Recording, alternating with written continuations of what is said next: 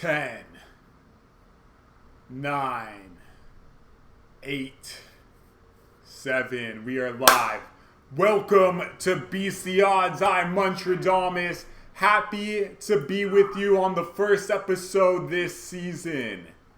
We got a lot to talk about. We got opening night of fantasy football, preseason football. Very excited for that. I'll be taking your questions on the side for all those that are MVP members. No MVP players to be asked or to be mentioned. Before we get into the games, which start in a few minutes, we got three big news that we need to talk about in fantasy football. First, let's talk about Zeke Elliott, the holdout situation. My take on it: the Cowboys have a chance this year to win the NFC East. The Giants, this is the worst the Giants are going to be with no quarterback. The Redskins are in a rebuild year, basically, with their quarterback situation. So it's between the Eagles and the Cowboys for that NFC East. Cowboys can beat the Eagles. It's not impossible. Their defense is very improved. This is the year they can make the playoffs. With that being said, Jerry Jones has billions of dollars. If Jerry Jones does not want to put out a losing product to the people of Dallas, he just cannot do that. He's going to pay Zeke exactly the money that Zeke wants. So Elliott, he's going to be fine. Do not be afraid of drafting him. Next up, let's talk about Melvin Gordon. The Chargers this year have a legitimate chance to win the Super Bowl after they got Thomas Davis. Phillip Rivers is 38 this year. Either he's turning 38 or he's turning 39 this season. Bottom line, this is maybe one of the last opportunities the Chargers have to win a Super Bowl in the Phillip Rivers era. This could be his last year. Who knows with this guy?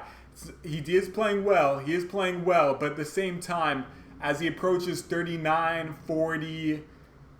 is Phillip Rivers really going to win his first Super Bowl at 40? No, this is his opportunity to do it. So the Chargers, they need to be the winning team in LA right now. They're still second fiddle to the Rams. This is their opportunity to do it. Melvin Gordon's going to get paid his money. They're only a few million apart. Honestly, you might as well just get him the money. All right, so we got our first game of the season, I should say. I'm going to be calling the game play-by-play. Let me pull that up. And let me make sure that you don't get ads playing during this as well. So there we go. Ty Monty G, the Beast Dome legend, 4 yards up the middle. Let me find the other tab. While I do that, there we go. So watch right here. While we do that, Antonio Brown, he is dealing currently with going to the crypto ice chamber. We're going to go with the word crypto ice chamber. And he has frostbite on his foot. Now, I don't know if you've seen the pictures. They're very ugly blisters, like horribly ugly blisters to the point where you don't even want to talk about it. All right, so trying to figure out how this works at the same time, so bear with me for 1 second. With that being said, blisters are something that can heal in a few weeks. You know, it might take a month, whatever it takes. Antonio Brown, he's going to be fine. He's not out for the season. I would be surprised if he missed week 1. Brown is going to get a lot of targets with the Raiders this year because, let's be honest, Devin Funchess, a 20-yard catch from Jacoby Brissett. Let's be honest with with the Raiders. If Antonio Brown is having a bad season, then the Raiders are going to be losing games. And if the Raiders are losing games, then the Raiders are going to have to throw the football. And if the Raiders are throwing the football, they're going to be throwing it to Antonio Brown. Can almost build a cycle around that. Antonio Brown does bad, Raiders lose. Raiders throw the football. Raiders throw the ball to Brown. Brown does bad. It's just an everlasting cycle right there. All right, so no big deal, but let me get the game up another way. If this game was going on live play-by-play, I would be telling you exactly what happened, and I really wish I could. Looks like we already got a team in the red zone. The Jets are in the red zone early.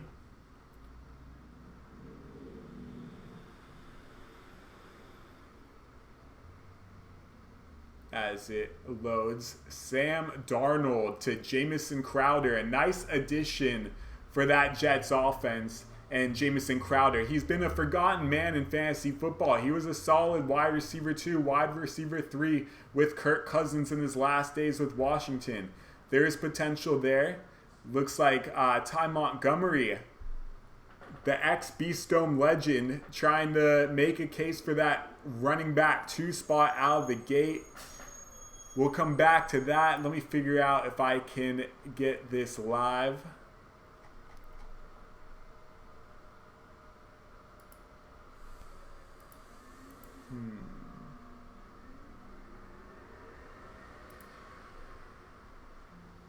Let's see what questions you guys have for me. And let me move that tab to a new spot. 1 second.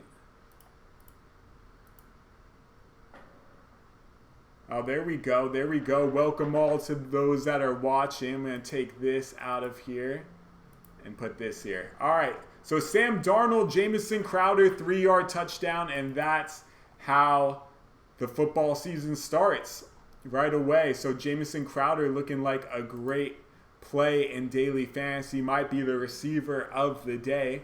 For all those that are watching, I'm sure you saw the preseason article. Dexter Williams, definitely a guy to watch in that one. So let's go to Gamecast.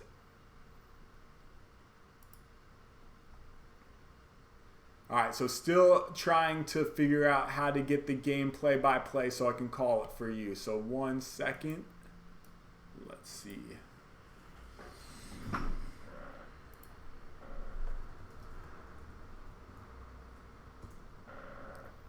How all of you actually don't even want to ask a question about the Beast Dome draft guide. We'll go over some more news.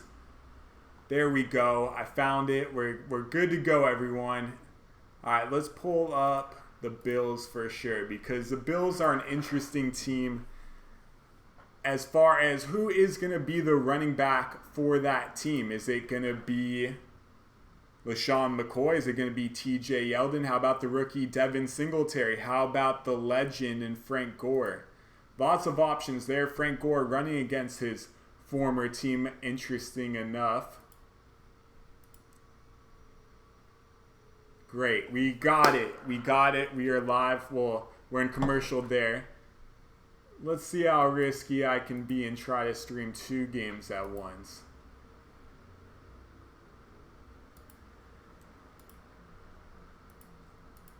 Would love to see Eli Manning's first series as well. Okay, I think we're going to be good. Another coaching point. All right, so they're kicking the extra point. Oh, this is a field goal right here. And it is no good. Kicking for the Giants. They got Catanzaro. Oh, sorry, I'm sorry. That was the Jets' extra point. Sorry. I got these glasses on and they mixed up the colors and it looked like the blue was green and the white was the Giants. So anyways, Catanzaro from the Cardinals, not the greatest, most reliable kicker, but he can knock down those 35-yard field goals there. He missed the extra point. All right, so we got 2 commercials right now. Coming up pretty soon, we got Dolphins-Falcons. Not really much to see there. Curious to see who wins the backup running back job for the Falcons. The Dolphins, there we go. Let me read this. Back at you. Okay. So, first series for the Buffalo Bills at home. Big moment for them. Josh Allen is at QB, of course. We got a semi-packed crowd. I'm going to say 65% full. Bills faithful trying to turn things around. They haven't been a winning franchise. Well, Tyrod Taylor took them into the playoffs a few years back, but besides that, nothing. So Josh Allen in shotgun. Drops back. Throws it deep to the tight end. Is overthrown.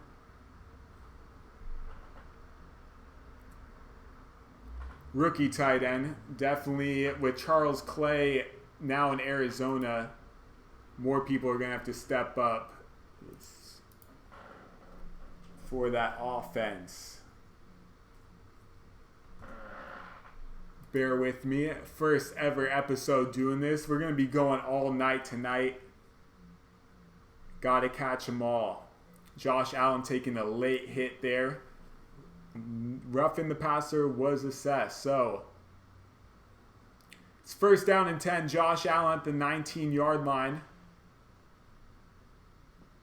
Jets showing blitz. They don't blitz. Josh Allen pump fakes, brings it back down, finds Cole Beasley, who takes a big shot for 5 yards. Beasley will work that underneath route. Looks like they're going to call an illegal hit right there. Cole Beasley getting helmet to helmet on his very first catch with, oh wait, they're calling holding on the Bills. So Cole Beasley taking that damage for nothing. Be interesting to see if Beasley's really that fantasy worthy, because the Bills passing game was just, let's be honest, straight up trash last season. Josh Allen, 10 touchdowns and 12 interceptions. Probably had 10 balls thrown into the third row, not intentional either, just on an out pattern. So Bills in trouble, 1st and 20.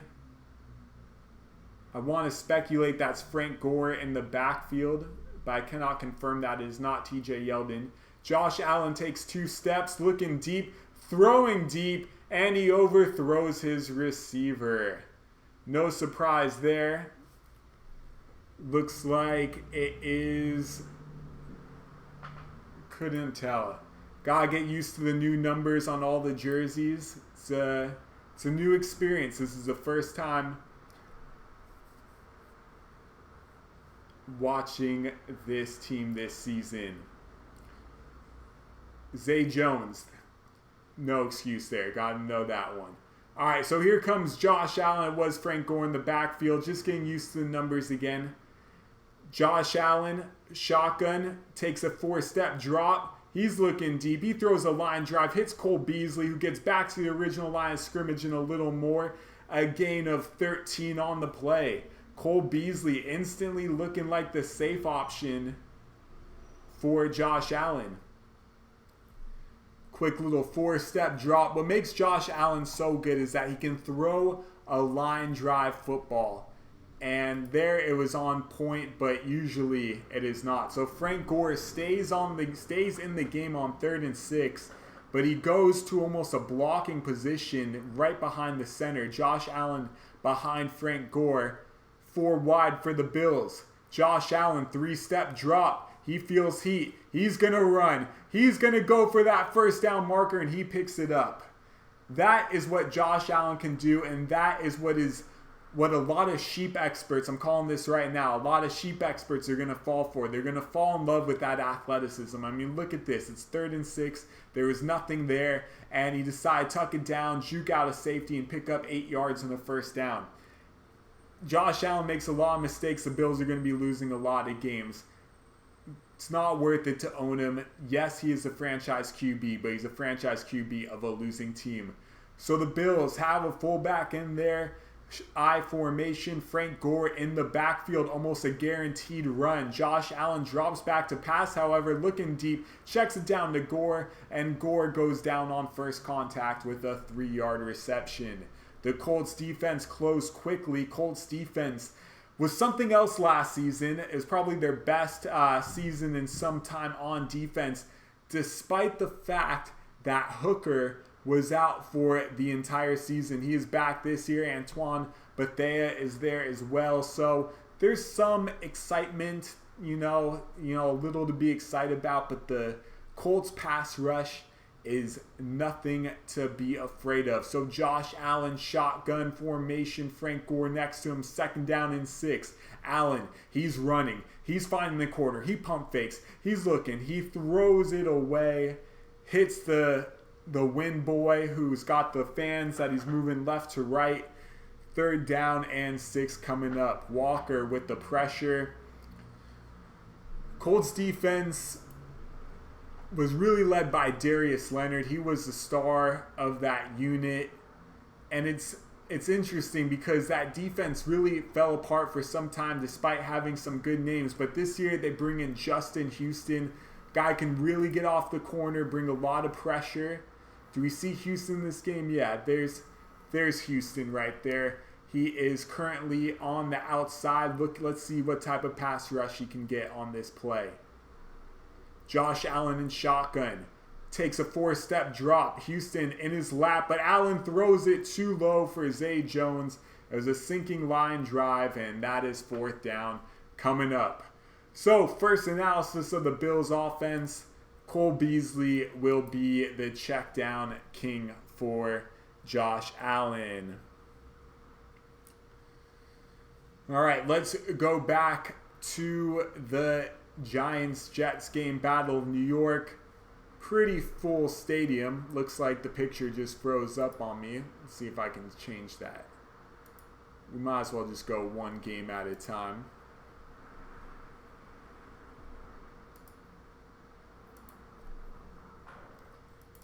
Pretty soon we got other games starting. Let me just see how we're doing with the stream.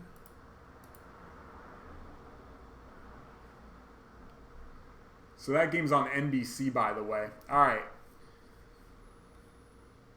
My stream is probably behind, but bear with us as we now see Sam Darnold. Is Darnold coming out on the field? It's a eagle shot from the top of the stadium. 55% full, 60% full.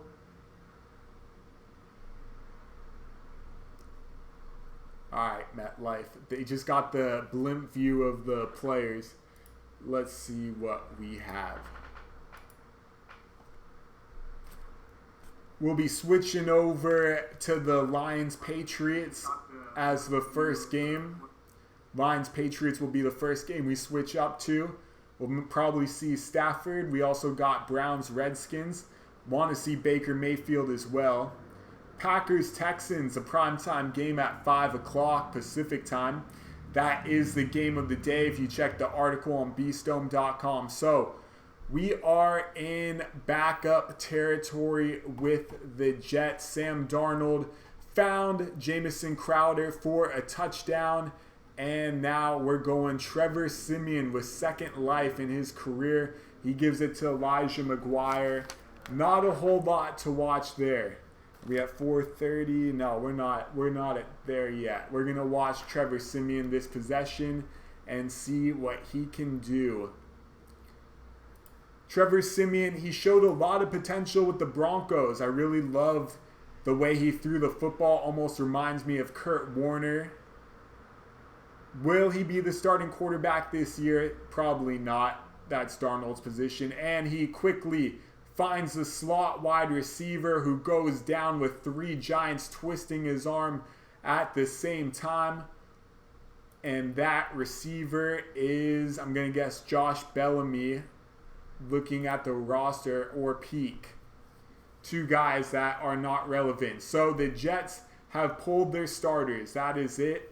Sam Darnold finding Crowder, and that is all the Jets needed to see. So let's see what Siemian can do here. 3rd down and 8. He is in shotgun formation. I'm sure the Giants have their starters on D as I see Janoris Jenkins on the bottom of the screen. Siemian does not look that way at all. And instead he finds Peak over the middle.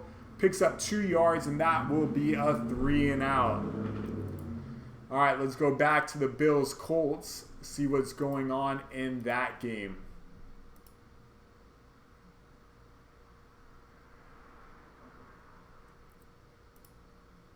All right, Jacoby Brissett is still under center. And it looks like Nyheim Hines takes the carry for 2 yards. And that is where we are, 2nd and 8. Jacoby Brissett in shotgun. You know Jacoby wants a touchdown before his appearance is over. He gives it to Hines, and Hines goes absolutely nowhere. The Bills defense came to play. They're pushing him down into the ground. Little Nyheim Hines showing no competition at all to Marlon Mack. They got Manny Lawson this year on defense. The safety play of Micah Hyde and Jordan Poyer is what really makes this Bills D special. But they got White at corner, Jacoby Brissett 3rd and 9. He's in shotgun. 4 wide receivers are out. He finds one underneath. Unfortunately, the receiver had a fall, making the catch. It's Devin Funchess, a pickup of 4. And that will send out the punt unit.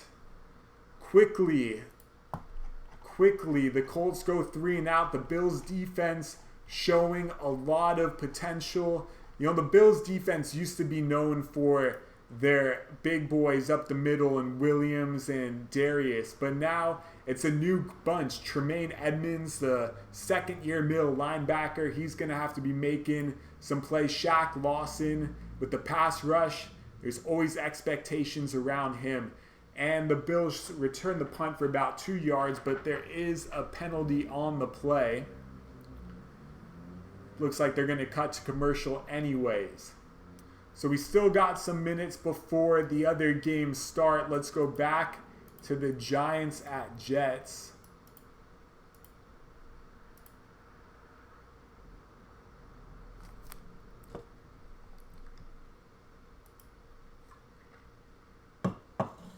What's up, Jay Hill? Sleeper targets for long touchdown guys this season. If you want a good sleeper for a long touchdown, because he's going to get one every blue moon, and I'd say, you know, I don't even want to say his name. I don't want to give away anything on the YouTube thing. I'll put out an article for you, Jay Hill, for MVPs only, or a private video for MVPs only. I'll answer that question there. But good question for sure. All right. So Giants-Jets is coming back on. Let's see if we see Daniel Jones make his debut. Let's see if we see Saquon Barkley. Let's see what we see.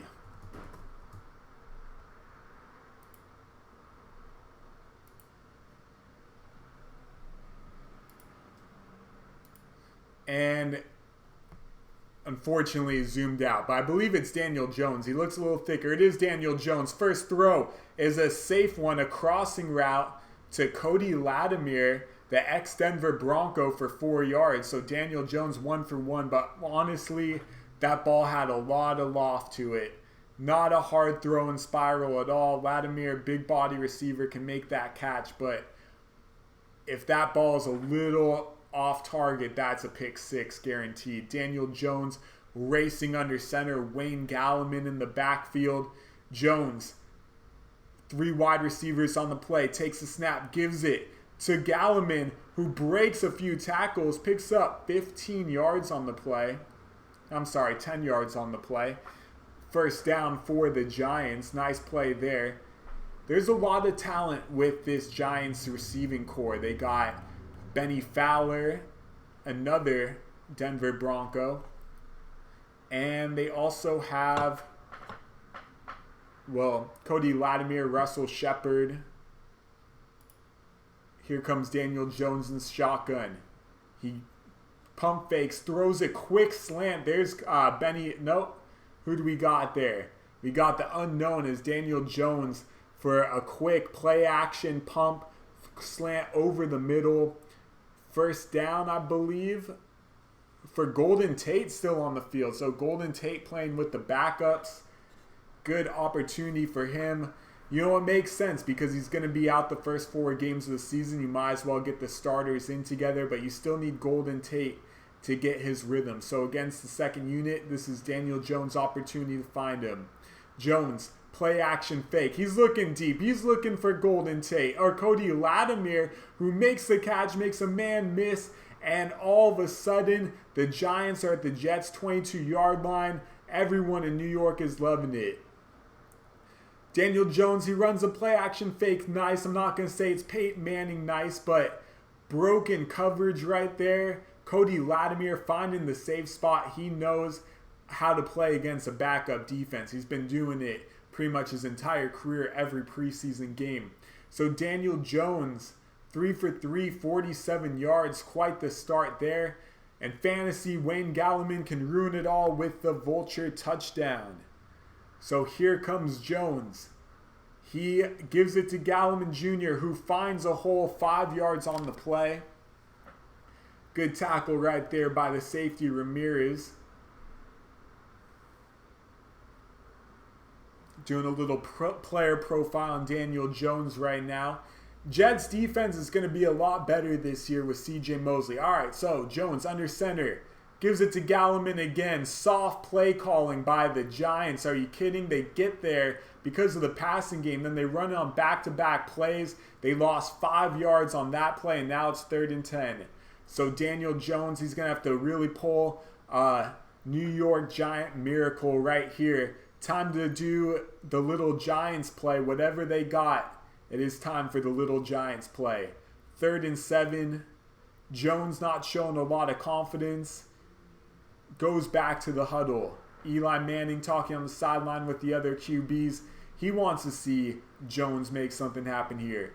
So shotgun formation. 2 receivers to the left. Benny Fowler on the right.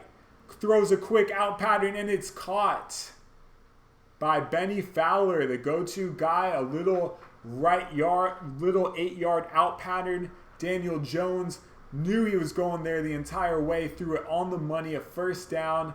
Great throw, easy for Fowler to get his feet in place. 4 minutes to go in the 1st quarter. The Giants can smell a touchdown.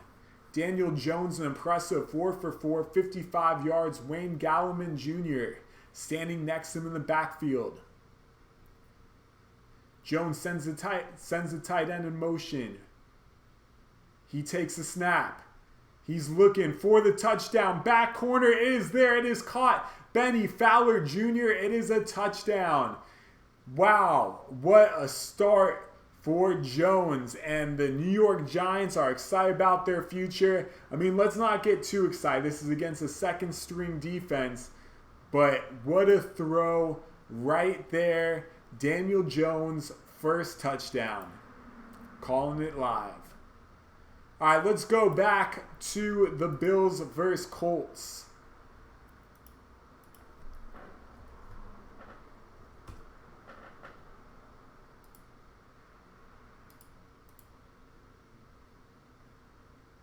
Looks like we got a little John Brown action right here.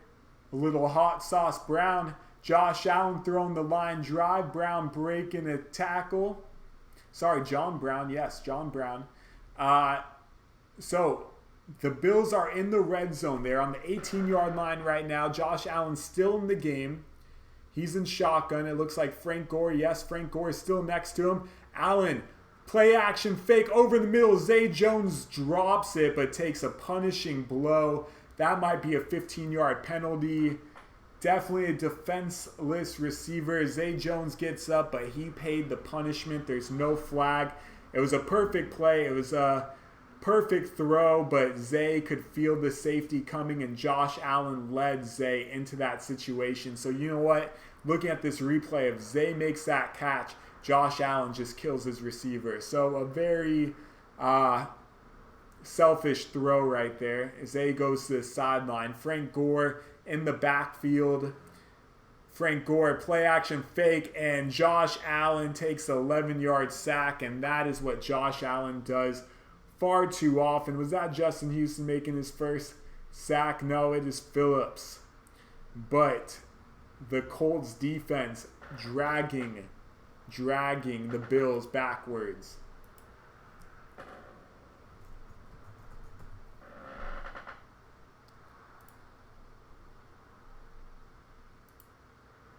So it's 3rd down and 21 for the Bills. Josh Allen in shotgun. Ooh, almost got the Colts to jump, but no flag is thrown. Almost got them again, and he got the flag.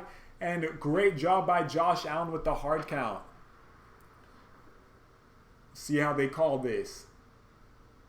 Yep, offsides. Offsides, 3rd down. So Josh Allen will try and make something happen. Let me look something up really quick. As Josh Allen comes back.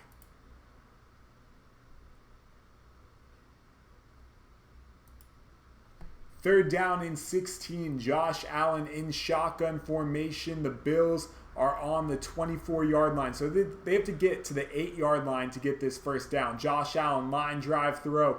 He finds McLeod, who takes a big hit. I believe that is Rodney based off of the hair. We'll have to find out another day. Regardless, not a fantasy option at all. It sets up a field goal for the Bills in this one. Let's go see if we got... Oh, we got Hauschka still with the Bills, about to kick this field goal. We're not going anywhere right here. This is they're at the 16, 34-yard attempt right here. Basically an extra point. The kick is up. The kick is off the crossbar and no good. And that is how the Bills start their season. Something they definitely did not want to see. Jacoby Brissett likely coming out for another series. We'll stay tuned to that. So the official time is 4:37. In fact, let's go to Lions versus Patriots. Let's get some starters in this beast cast right here. So show Matt Stafford coming down. All right, let me send a quick tweet to get more people in this room before we start the 4:30 games. Thank you everyone for being here. Hope you're enjoying the show. I'm enjoying doing this.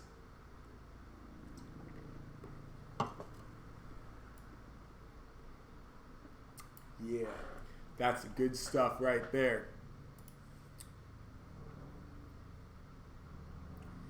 All right, 101, how to get more people into this with a tweet.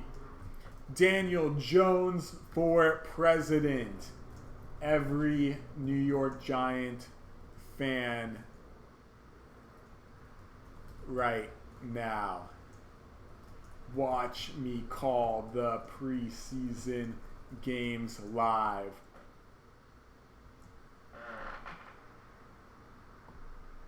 Let me grab the link.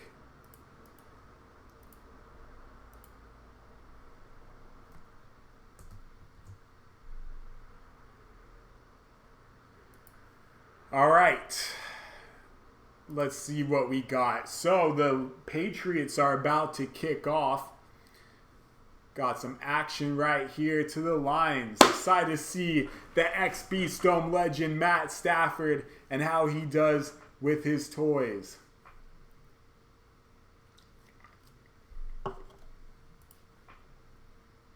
Shabazz, what's going on, Shabazz? Worried about Foreman trade as a threat to Mac. The fact that Foreman was cut has me believing that he's not really himself. And we'll see during this preseason if he is. If he is, he could definitely be a vulture at the goal line, but that is the furthest I see Foreman getting involved with Mac. Maybe 3 carries a game, maybe 4 carries a game, a short yardage. Tyron Wheatley, Zach Crockett, if we want to go back in time, Mike Allstott type of player. But that is all. So no Stafford in this game. Unfortunately, we got the Savage, Tom Savage at QB, and Savage took one of the scariest hits a man can take a couple years ago. It's good to see him out here leading the Lions. It looks like from afar, CJ Anderson in the backfield right out the gates. Savage gives it to CJ, who looks like he's as slow as ever. Looks like he took, it is CJ, oh my God, CJ Anderson looks like he took whatever contract he just signed and lived at the buffet all year.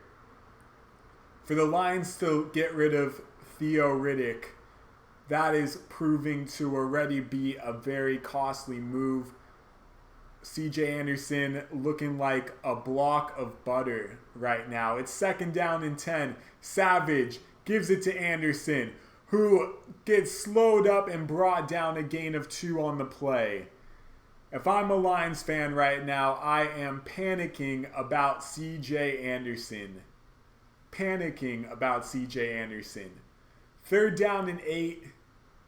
3rd down and 8. Looks like the Lions are in trouble already. The starters on the bench are laughing with the Patriots. Savage is in shotgun. It's actually 3rd and 9. He's got CJ Anderson, the block of butter, next to him. Savage takes the snap. He looks deep. He throws over the middle, and it's caught, and there he goes. Is that Powell? Is that Powell? Who do we got there? It is Powell with a gain of 20 plus on the play. Savage throwing the line drive and quickly silencing the Patriot lovers. Showing this replay, not a lot of pressure, and he just literally threw a ball in between two Patriots on the money. No huddle for the Lions. In shotgun again. Savage, they got another running back there. Let's see what they do. Savage pump fakes, brings it down, and he is eaten alive. He is eaten alive. Looks like by Brown, but could not see the jersey in time. It'll be 2nd and long there. So it looks like, looking at the Patriots squad, it is all backups already. They do have Bentley at middle linebacker. He's played some years as a starter. So Savage is in shotgun. No CJ Anderson in the game. They give it to the rookie. Is that the rookie Johnson? It is, and he is quick, and he picks up 16, 17 on the play. He's got some speed to him. Not a lot of break tackle ability, but he looks like a new age type of speed running back. Let's see what the flag is. Holding offense. Typical Lions football right out the gate. The Lions probably lead the NFL in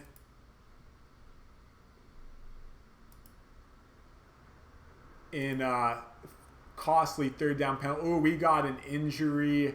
It looks like Jermaine Kearse. That is really unfortunate for the Lions. I know they probably expected him to figure out a way to have a role with this team. He looks serious. They went to a commercial break. Let me take this call right here. Hi, Sal.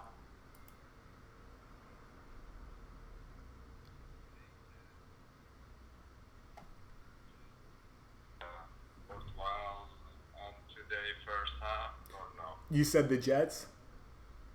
New York Jets. That game already started, and it's now all backups at this point because both offenses have been semi-successful. The second string won't play long, and then the third string, fourth string will play the entire second half. So I wouldn't touch that game. Plus, it's already started. I like Chicago. Chicago should win. You can go small on them if you want. Carolina going to that stadium, and the Bears do have good backup QBs, but Green Bay is the one game I'd go today. The Green Bay backup QBs are both really good, and they have like 6 or 7 receivers who are all really good on the Packers, but they're just so good at receiver that they never get a chance to play, and this is their chance to play. What is it? What's that? What time is it? Game starts in 15 minutes. So you said Green Bay Packers? Yeah, I like the Packers. You can take the points. Money line safer, of course, but honestly, they're going to score a lot of points. If it's opening night, since it's opening night and it's a long season, I say just take money line. Let's just get the W. Green Bay first, so I didn't get the Green Bay first half. No, just Chicago is good. What? I would go Green Bay for the full game because for Houston, once Joe Webb is out of the game, and he'll probably play like the end half of the first quarter and the second quarter, but maybe the third, but once he's out, Houston's got nothing. But Green Bay will be scoring points regardless, and Webb is just a running quarterback. He's not really a throwing QB. But Green Bay will be scoring points. Their passing game is going to look like butter. Thank you. All right, enjoy the game. All right, so let's go back. Oh, and they're showing Jermaine Kearse getting on the cart. Kearse is on the cart. That is a very sad sign. Looks like a potential Achilles. Don't want to speculate anything, but just a horrible sight. You know, especially at home, first series. they're showing Darrell Bevell, so let's change the topic to Darrell Bevell, the ex-coordinator for the Seattle Seahawks. Bevell is horrible at calling plays, first of all. They're still showing Curse streamed off the field. What's going on, guys? What's going on, Sean? Good to see you back. Sean, love that testimonial. Every year you write great testimonials. Love that one that I featured. Got to bring that one back. All right, so they're showing Jermaine Curse. Much love. I appreciate the love. And for all those that are watching, please feel free to deposit with Monkey Knife Fight and Play Draft. If you do one, I will send you the money for the other. So do both, please. All right, so Tom Savage, line drive over the middle. And looks like it was a pick. No, it's incomplete. Line drive on the play. I did a play draft today. And for all those that are joining late, you can watch the beginning of the episode to hear my takes on these. But I did a play draft before like 1 o'clock this afternoon. With the 7th overall pick, I got Zeke Elliott. And then in the second round, came back with Melvin Gordon. Those guys are going to sign. And you can watch the beginning of this video after it's done to hear my takes on that. So it's 3rd and 24. Zach Zenner in the game. Savage looking for something. He's running. He's got like 10, 11, 12. That's 1 point in fantasy football. That's all I know. And Savage will set up a 4th down. We'll see the Patriots, how they come out. Before we do that, let's switch to another game.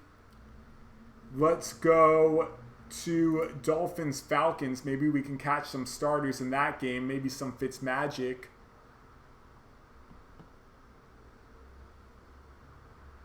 What's going on? Hold up. Just getting the game back on. All right. So I got to go back from scratch. No big deal. 1 second.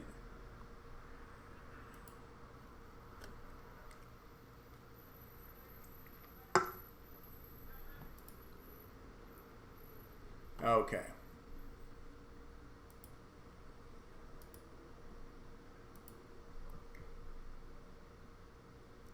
Let me change the game you guys have as well on the scoreboard, because that game could care less about. Let's go for you guys. We missed Baker Mayfield. Touchdown to Higgins. That would have been fun to watch. Oh well. We will leave this game. No, that's going to be... Well, you guys can see how Haskins does. But Baker Mayfield quickly getting the Browns faithful all the excitement that they could ask for. Okay, looks like we're good there.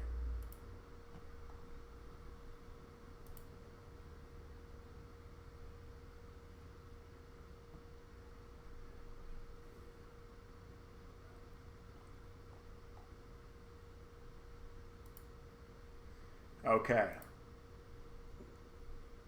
And let's see. 1 second. Sorry, I lost our stream. But I will find it again. If you guys have any questions about non-preseason MVP players, feel free to ask. Don't mention the people part of the draft guide. All right, we're back. We are back. Got the game back. All right, so let's go to Lions Patriots. Nope, we lost. 1 second.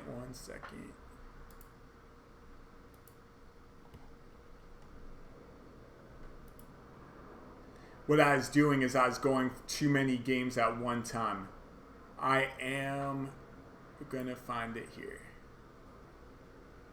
Give me it. Give me this game.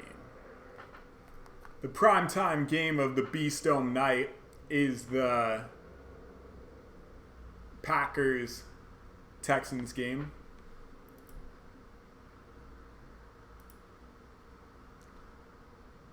feeling good. I'm feeling like we got it. We got it. All right, nice. So Brian Hoyer at QB. Big opportunity for him. I mean, he was once a Patriot. Looks like Brandon Bolden is in the backfield.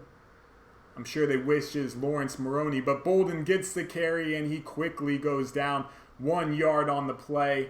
You know this Lions defense, Lions team in general, is really coming out to win because it's Matt Patricia against his old team. Patricia was the defensive genius for the Patriots, and when I say defensive genius, I mean they gave up a ton of points when he was defensive coordinator. And now he's head coach for the Lions. Bill Belichick takes over as a defensive coordinator for the Patriots. So anyways, Patricia wants to win this game, and I'm sure he's got his team fired up. So Hoyer, shotgun, takes a snap, 4-step drop, screen pass, Brandon Bolden, and he cannot make, he does make a man miss. Great second effort by Brandon Bolden, picking up 11 yards. Bolden has been on this Patriots team for what feels like 10 years now. He's always been reliable. I believe he was suspended for steroids once upon a time, if I'm not mistaken. So Bolden picking up 12 on the play, setting up a first down for the Patriots. They get in the I formation. Bolden gets the carry, and he finds a big running lane. But there's a flag, and it looks like it's coming back. Bolden does pick up 10 yards on the play, make it 11. And it is a holding penalty.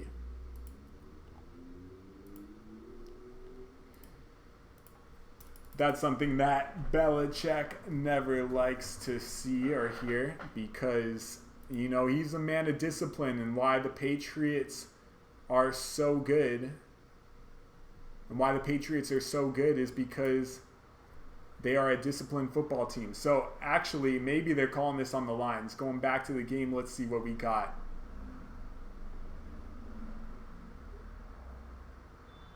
I'm not sure what they're calling it.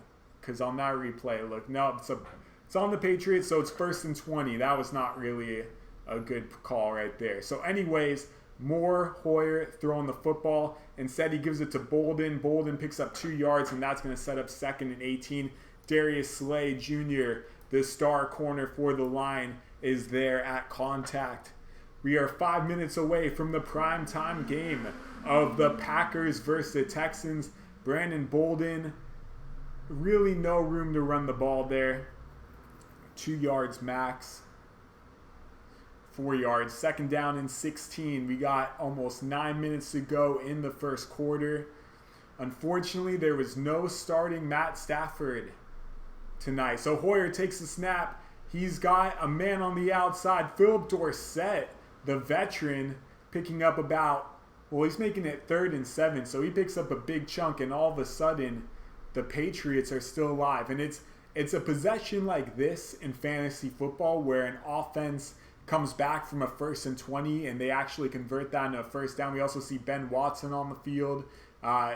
Patriots would like to see him get involved before he's suspended. He's actually split out wide, similar to a formation that Rob Gronkowski might be in. So Hoyer's in shotgun. He takes the snap. He's looking for Watson. He throws it to the other side, and it's incomplete. Behind, is that Jordan Matthews? We'll find out another time. But that is all for the Patriots as they're about to punt. It's Myers. Ball's thrown a little behind. All right, so let's see. No, we don't really care about Ravens-Jaguars. That's got to be one of the more boring games. I'm going to say Dolphins-Falcons. Let's go there. And what do you know? Can't do that. So let's do this.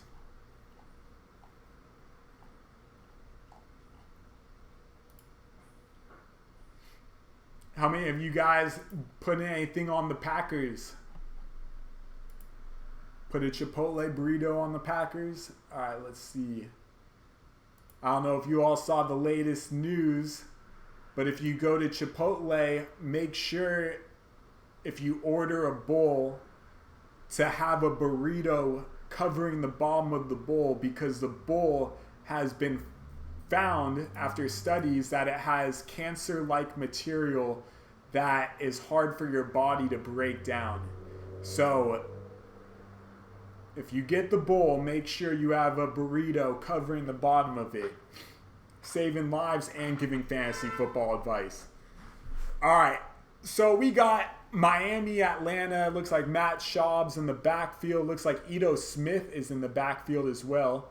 3rd down and 5, Justin Hardy in motion. A man I wrote about. Ooh, Hardy's open, but he goes the other way underneath. Who's that? Who's that man? Looks like the Douglas. New players, new rookies. Is it Gage? Is it Gray? Well, whoever it is, it looks like that receiver that was on the Falcons a few years ago. His name's not coming to me. Who's got me in the chat room? What was the name of that receiver on the Falcons? The little guy. All right, so Schaub in the shotgun. 40-yard line. Looks like they changed the backfield already. Schaub looking for it all, throwing it deep, and it's caught by... Ooh, who was that? Another new receiver, but another too small receiver. They're calling it a catch. Is that Chauchis? Devin Funchess? All right. So anyways, all of a sudden Atlanta is in business. And I believe the challenge flag did come in. Yep. So that play will be challenged. 4:58.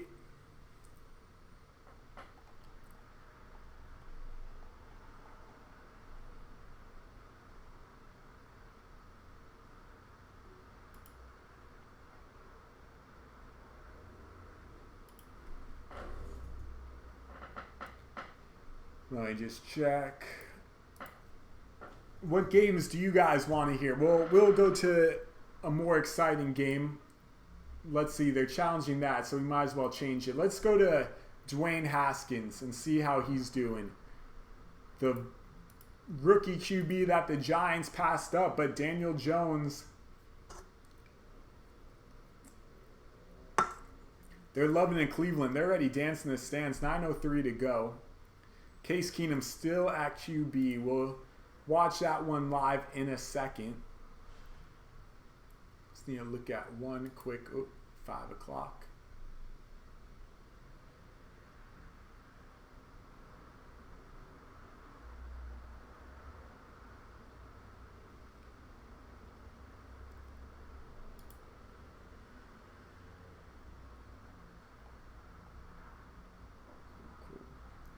All right, so here we go.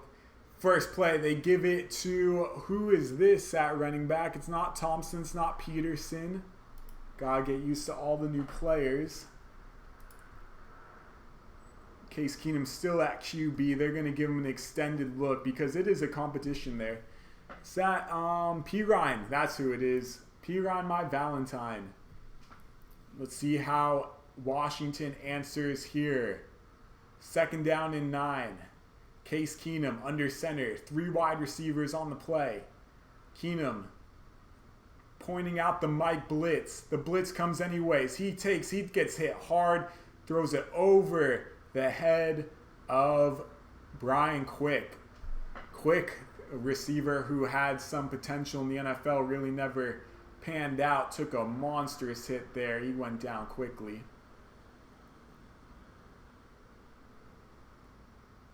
So it's 3rd down and 9. Steve Wilkes, the defensive coordinator, he was the head coach for the Cardinals last year. And the reason why he became a head coach in the NFL is because he was the defensive coordinator or the defensive backs coach for, Case Keenum going deep, going really deep.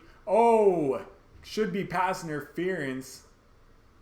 Not going to give it. There's a flag. It looks like they are going to call pass interference there. That's going to be a huge 1st down. Redskins all of a sudden in scoring range.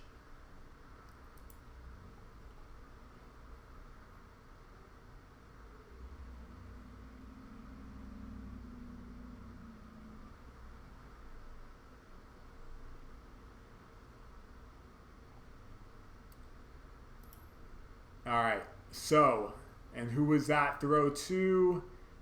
Davis. That throw was to Robert Davis. See it? New players, new faces. Right away, they give the ball up the middle. It's going to be a loss of 2. That's not P. Ryan. Who do we got at running back? Craig Reynolds or Byron Marshall. That's who it is.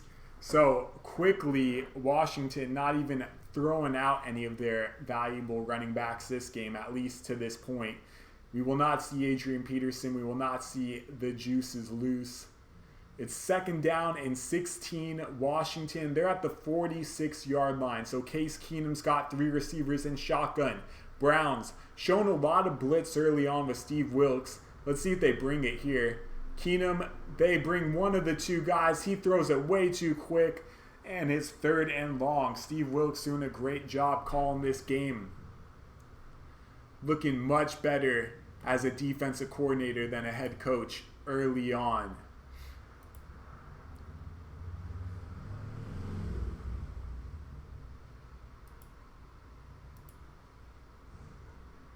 Taylor Gabriel, exactly. That's the man, Sean. Appreciate that. That's the man. So it's 3rd and 16 for the Redskins. Shotgun formation, Case Keenum. He's got 3 receivers on the play. He's going deep. Wide open is Robert Davis. Touchdown. That was broken coverage if I've ever seen it. Keenum just had to throw it on the money, and he did. And just like that, the Redskins tie this game. Greedy Williams, a rookie. Let's see what happened here. Davis just ran past him, and no one decided to guard him. Looks like safety went down. Well, that's not going to win any football games, and that game's tied at 7. So we're pretty much in backup territory everywhere. Let's see what we got for the Packers-Texans.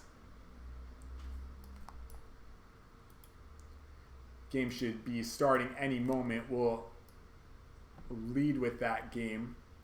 Beautiful day in Lambeau. It is sold out.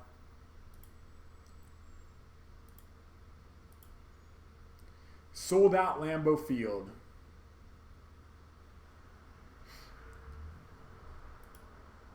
All right, let's see if you guys got any questions for me. How you all liking the show? Make sure to sign up for a draft for Monkey Night Fight.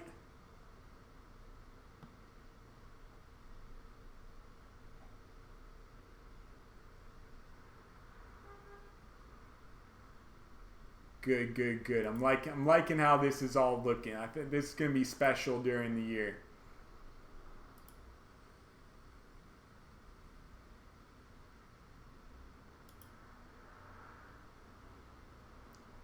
All right, so getting pumped. Games are starting.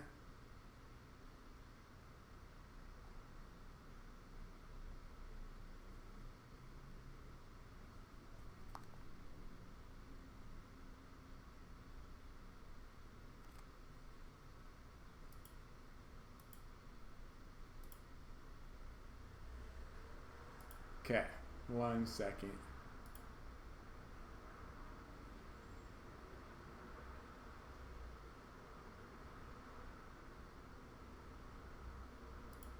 Okay, so Packers, Texans.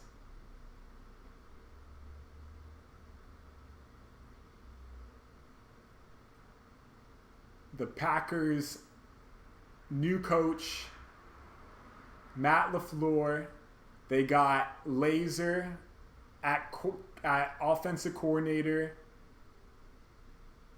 Packers offense, Tim Boyle, Deshaun Kaiser. Lots of weapons on that team.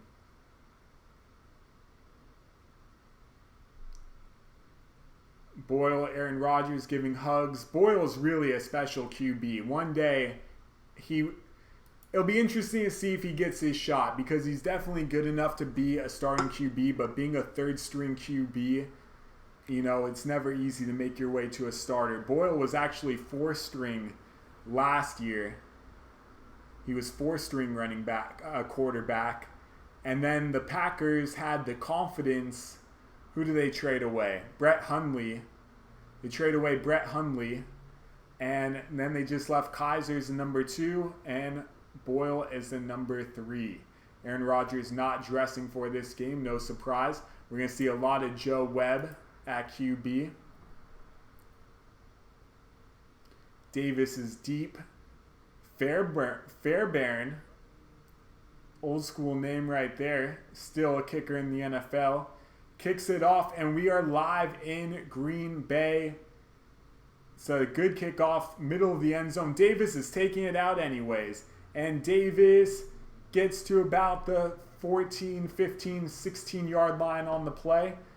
Was it a selfish play? Sure, a little bit. But this guy's trying to make a football team. Oh, we got a flag as well. Well, Davis putting his team in a bad position. It's a risky move for a first preseason game. Looks like it's a penalty on Green Bay. So because of the selfishness of Davis for taking a ball that should have been a touchback, decided to take it out himself. Well, he just put his team in a bad position. So Kaiser is in at QB, and Kaiser is a special QB. He was great for Notre Dame. I believe he was on the Cleveland Browns. Packers traded a lot to get him. Did not really work out with the Browns. He had some good moments. Play action fake, going deep. First play of the game, and it looks like Valdez-Scantling ran into the ref on the play. But the Packers going for it all, and it looks like we got a penalty. Might be roughing the passer, holding Green Bay half the so it's, I believe, half the distance because they were inside the 20 to begin with. In that case, why would you just decline it? Because I believe it's like a 5-yard loss. It's going to be 1st and 15, I believe, as opposed to 2nd and 10. You're basically giving them a free play. So anyways, Carson's in the backfield. Kaiser, 2 steps, finds the tight end who makes the catch, holds on, and a pickup of about 5 yards right there. So fullback Dick Vitale. I'm just kidding, it's not Dick Vitale. That's the great college basketball announcer. But it's a pickup of 5, a great catch, and a great job holding on. Because if he doesn't hold on to that football, it is a fumble recovery for a touchdown. 2nd down and 10, Kaiser telling the receivers to get to the other sides. Geronimo Allison and Valdez-Scantling. Kaiser sends Valdez-Scantling in motion. MVS, great fantasy player for a few games last year. Gives the ball to Carson up the middle, a pickup of 2-3 yards. And it is 3rd down and 8 for the Packers. Carson fighting for that 3rd running back spot. It's between him and Dexter Williams. The Packers waived Corey Grant earlier in the day. Surprising move because Corey Grant is actually a preseason beast. And with no true 3rd down running back and Grant the ability to run and catch, but he did have a gruesome injury last year. I believe it was Achilles, so maybe he just was not the same. 3rd and 8, Kaiser in shotgun. 4-step drop, looking, thrown over the middle. It's caught by Kumaro, the fan favorite. Kaiser to Kumaro, a big 1st down, and the Packers are in business. Kaiser with a beautiful throw, 5-step drop on the money. Kumaro with a great catch with the defender on him at the same time. The Packers, as you can read in the analysis, they have a lot of talent at wide receiver. I mean, Kumaro never sees the light of day last season. And there he is making a huge catch. So 1st down, they pitch it to Carson. Carson hits the hole hard. He picks about 4 or 5 yards on the play. And that will create 2nd down and 5. Packers moving the ball very nicely. Kaiser with a great start. Kaiser's a special QB. Might not see it with the Packers as Aaron Rodgers has at least another 5 years, but he will be a starter somewhere. So fullback or running back, Kaiser, play action fake. He's rolling out. Nothing's really there. He's going to run himself, pick up about 3 yards. and it'll be third down and short. It was a bootleg fullback option for Kaiser, and the fullback was guarded very closely. It's a very horrible play call. I mean, you got to get vertical here in this situation. So it's third down for Kaiser. And for all those watching, sign up for the play draft. Sign up for the Monkey Night Fight. When you do, I'll give you the money for one of them. After you do it, just email me. Third down and 5. Kaiser takes the snap, looks, hesitates, makes man miss, makes another man miss, and he's going to run for it, and he's going to pick up a lot of yards. About 25 on the play. There is a flag. We'll see what the call is. It'd be a heartbreaking moment if it was on the Packers. Kaiser put his head down, and it looks like it is on the Packers. Holding, horrible timing there as they'll set up 3rd and 15. So let's see the replay here. Oh, it's actually going to end up being still 3rd and 5. So they're calling on light. Blitz comes. Oh, that's a horrible call. Honestly, horrible call. He did not hold him. He was in front of him the entire time. Holding penalties are so hit or miss, and they have such a huge effect on the game. I mean, well, it is 3rd and 15. Like, that's honestly a 50-yard difference right there. So Kaiser takes the snap at 3rd and 15. He's looking deep. He's going to check it down to Carson over the middle, and Carson gets back to the 30-yard line where they just were once ago when it was 3rd and 5, and that's going to set up 4th down. So the Packers definitely showing potential that they can score. We'll definitely see Kaiser for another possession. That is for sure. We'll stay tuned for Taylor Gabriel.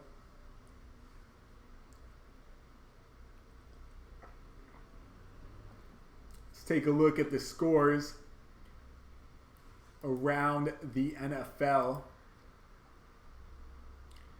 So Case Keenum, we called that one live. Let's see what's going on with Baltimore. Lamar Jackson throwing a touchdown to the ex-Beastone legend and Willie Snead. Looks like no Mark Ingram in this one. So Dixon, Edwards, expect Justice Hill to get some carries. Jags, nothing at QB. Running backs, nothing. Alfred Blue. This is not. Jaguars look like they're going to be going the wrong direction very quickly. Ryan Tannehill getting his first action as a backup.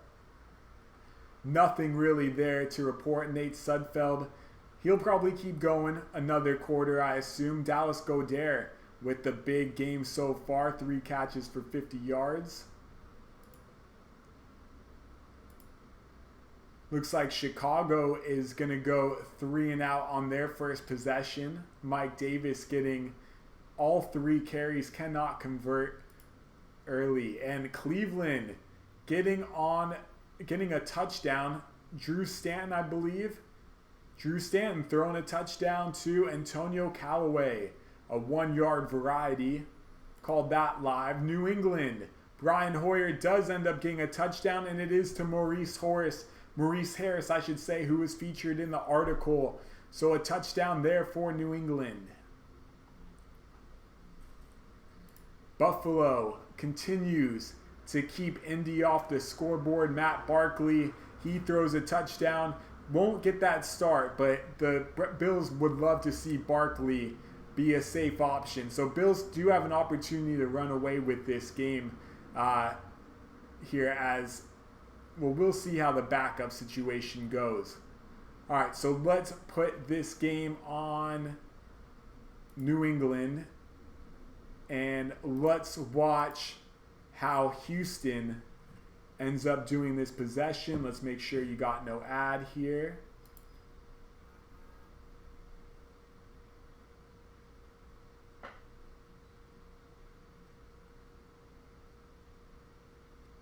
Okay, so let's go back to the other game.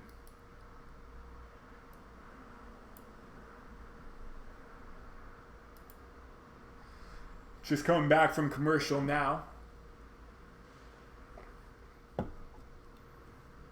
Good opportunity to talk about Monkey Knife Fight and draft. Yo, if you guys get your friends to sign up, I'll send you $10 for each person that you get to sign up for Monkey Knife Fight or draft. It can be a friend, it can be a brother, it can be a sister, it can be a wife.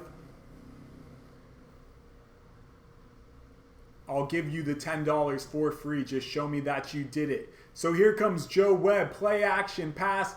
Going deep, throwing high. What a catch. Looks like Darren Fells with a big time reception right there.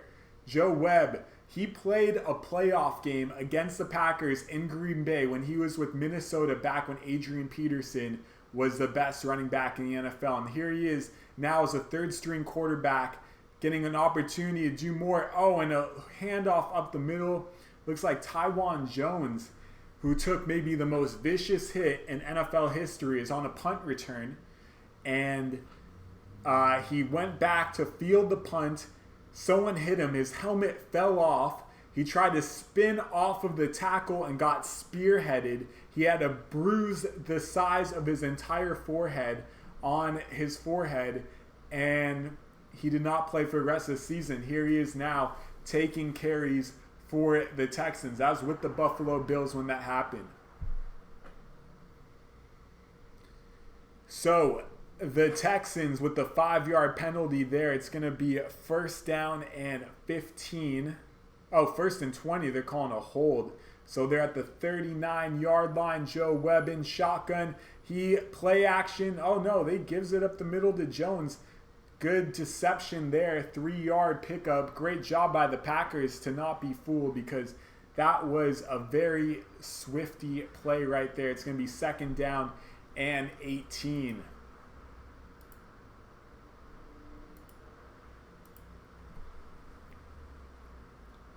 $8:57 to go here, first quarter. About third play, the Texans will be running Joe Webb. Finding Darren Fells has been the biggest play of this drive. Here comes Webb in shotgun. 3-step drop. He fires over the middle. Is that Kiki? It looks like it is Kiki. A pickup of 8. Kiki had a huge role last year with the Texans once Fuller went down. We'll see what the Texans end up doing this year with everything. Kiki, now that Fuller's healthy, is not really a fantasy option.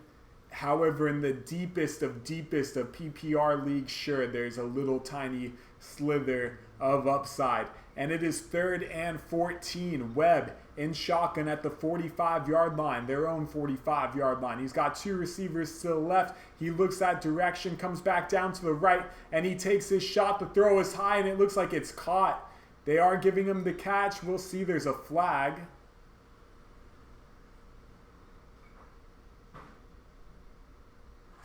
Looks like it's Smith on the catch. Receiver believes he's got it. Let's see what the flag is. Packer players laughing on the sideline, and it looks like it's a holding penalty, so that's going to be a first down. Wow, so Packers defense can't escape the third and long. The Texans continue to show some life.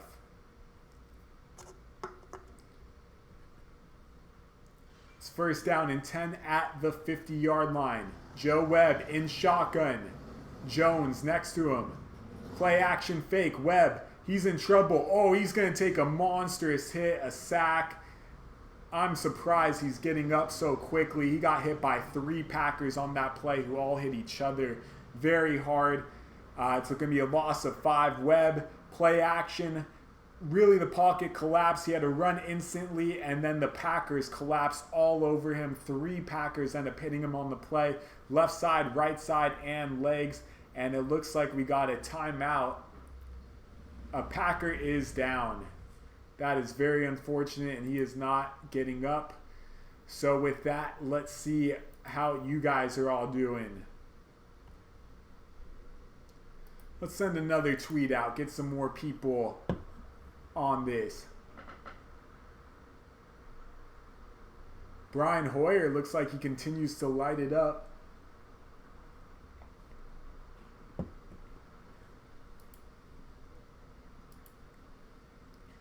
they're back in Green Bay. 7:44 to go. First quarter. Kaiser, Boyle are going to take the most snaps at QB. They could probably end up the entire game. We'll see how it turns out. Just stadium cam right now.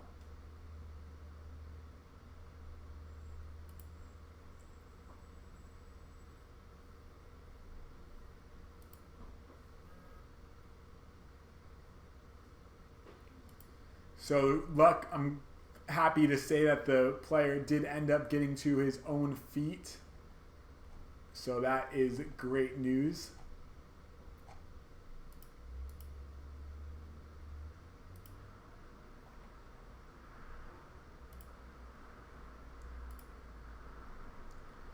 Okay.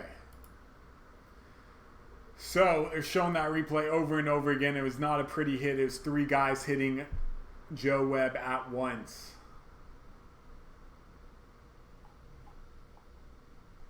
How many of you guys put anything on the Packers that are watching this right now? Nice, Jay Hill. Nice. Way to do it. You can post your link here. Let everyone follow along. Let's see. We're still in...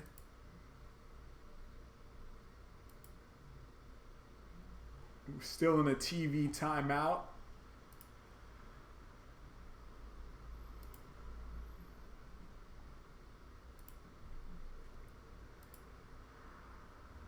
Hoyer, beautiful. Way to do it. So let's see, Joe Webb, they're still showing this replay all over and over and over again. All right, so Webb in shotgun at the 46-yard line. He takes a snap. He's going to run. There's a lot of space ahead. He's going to go for that first down. He takes a big hit. It's a pickup of 11 yards. Joe Webb is going to be running the ball a lot. That's what he does. He makes it 3rd and short. The play action fake is going to be dangerous here because the Packers do have to commit on the 3rd and 3 to the power running back, whoever they end up using, and that gives Webb the ability to run. So there is a lot of pressure here on the Packers. 7 minutes to go. Joe Webb in shotgun. He's got Jones next to him.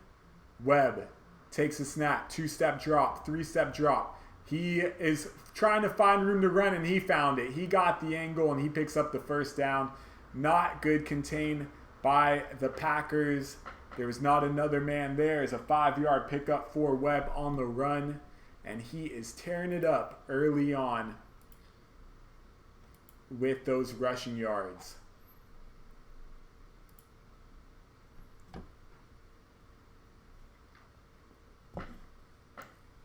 .6:24 to go. Texans eating up a lot of clock. They're at the 39-yard line. Webb under center. It looks like he's tired. He's going to give this ball to Tywan Jones. Packers bring the heat, and Jones will lose 2 yards on the play. Oh, his knee bent back really bad. Really, really bad, but he's able to get up. No injury at all. Amazing. Absolutely amazing. It's going to be 2nd and long, under 6 minutes to go in the first quarter.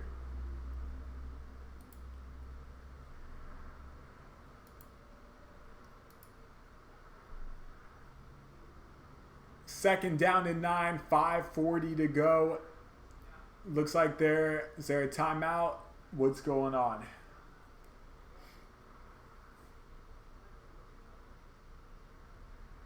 Ref stopped the clock.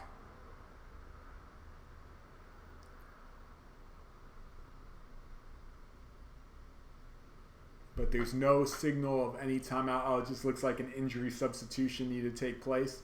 Limping off the field is a guard for the Texans. So, 2nd down and 9, and what do we got?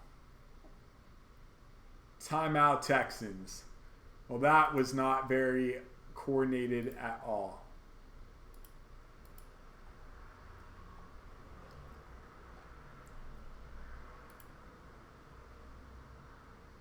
So 2nd and 9, that game's going to go to a timeout.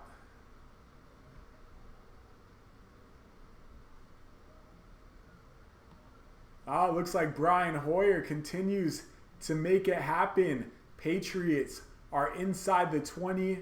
Let's see what he can do here. Get Jay Hill some big money.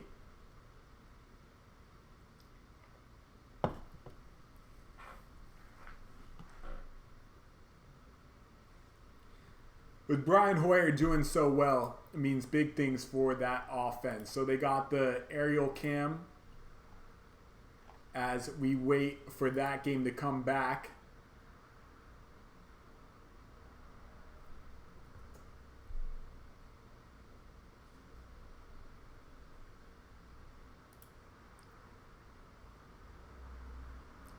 Waiting for that game to come back. I'm going to put out a tweet really quick to get more people watching this. Let's see what's happening. Packers, Texans, live, play-by-play.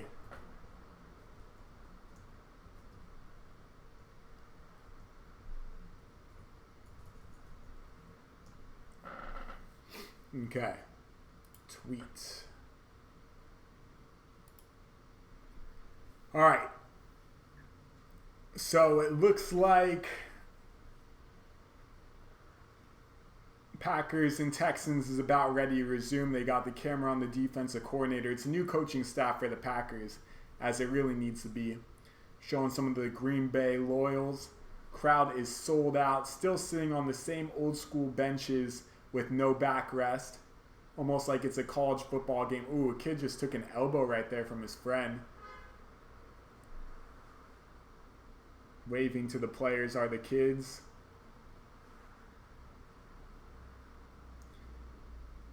Okay, about ready to get this one going.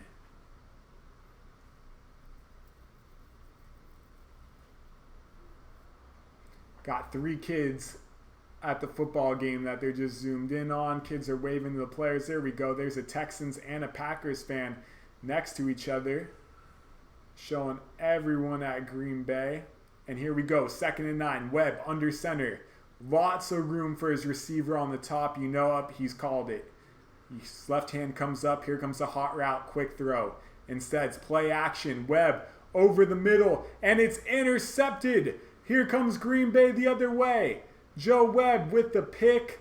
And Green Bay is back with the football.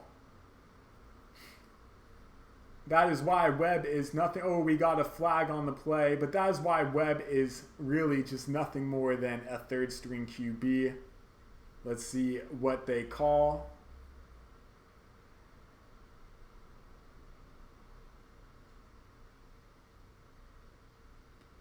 Khalil. Offense is staying on the field. Packers defense is staying on the field. Here comes the call. Holding offense. Penalty is declined. Green Bay football. And that is how the drive will end.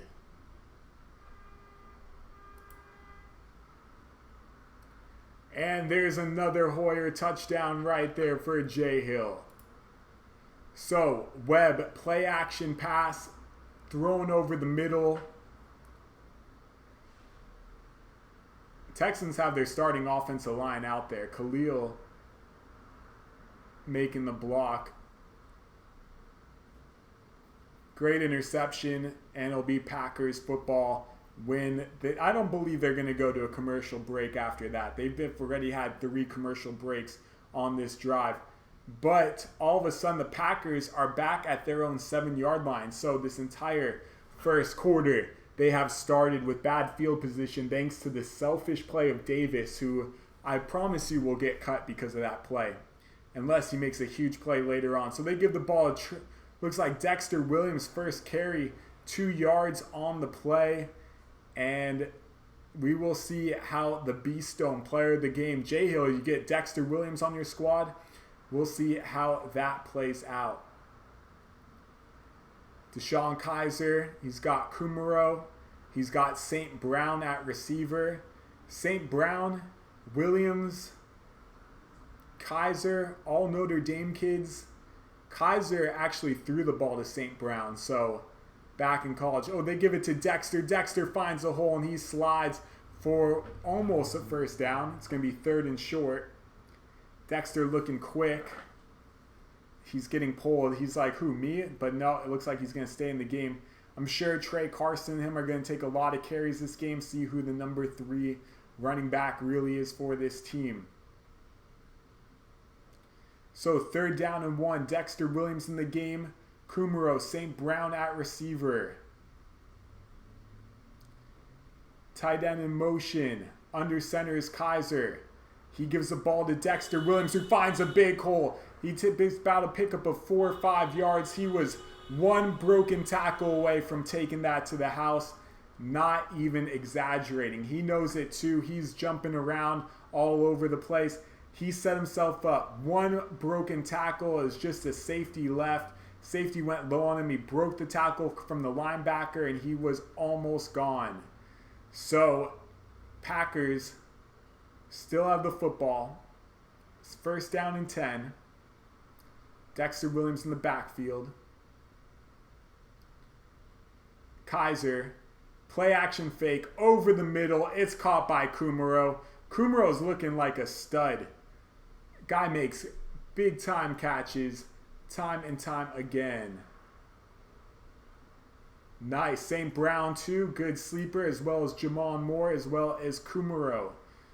All players were mentioned in the article. What a throw there by Kaiser. Line drive, 1st down. Let's see what the Packers do. Looks like Dexter Williams is still in the game. He's going to get the toss. There's nothing there. Pickup of 2, maybe loss of a yard. We'll see how they mark that forward progress, if they even give him any. So it's 2nd down, 2:38 to go. They'll give him 1 yard on the play.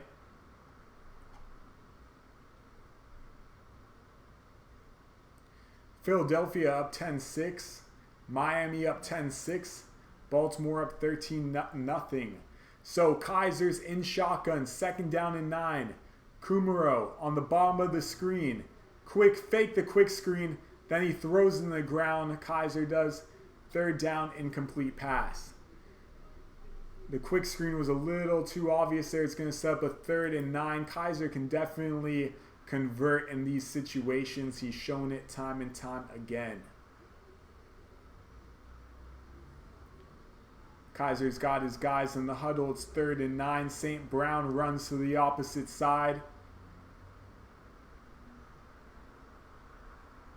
3 receivers on the right, a tight end and a fullback on the left. Kaiser looks to the right. There's a flag. He's just throwing it up in the air. It looks like it's a dead ball as he threw that one away.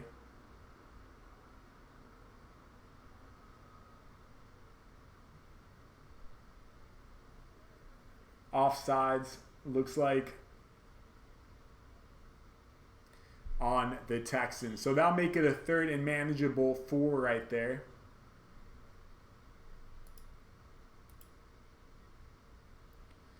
So they make that call. Kaiser, he's looked nice. He has looked nice. He had a big run of about 20 plus yards that was taken away from him. Besides that, he's just had to deal with bad field position, so that's why he hasn't been able to be a productive fantasy outlet. But there's still probably an entire half for him. We will see. 3rd and 4, 2:09 to go. Kaiser, quick snap, quick slant. It was to St. Brown. It was in heavy traffic. It was knocked away, and that's going to be 4th down. It might have been catchable, but honestly, that was a quick slant where the defense knew a quick slant was coming, and there was a lot of contact. Watching this replay, the corner was already all on top of St. Brown before he even had a chance to make a play. So Packers sending out the punter. Looks like they got a new kid on the block. Let's see how well he can place this punt.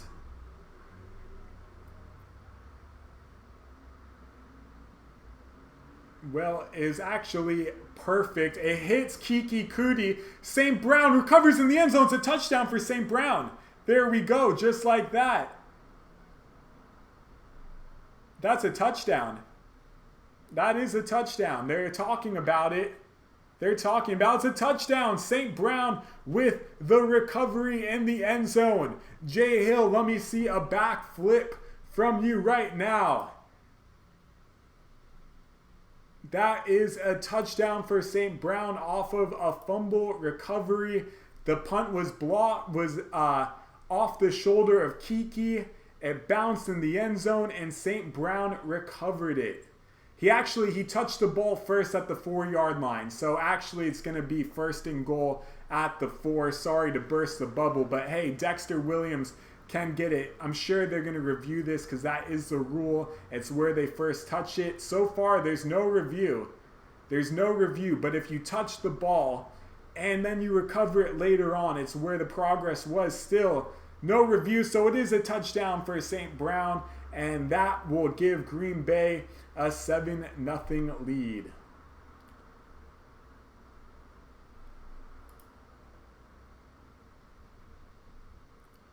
Someone want to back me up on that rule? That is the case, right? If a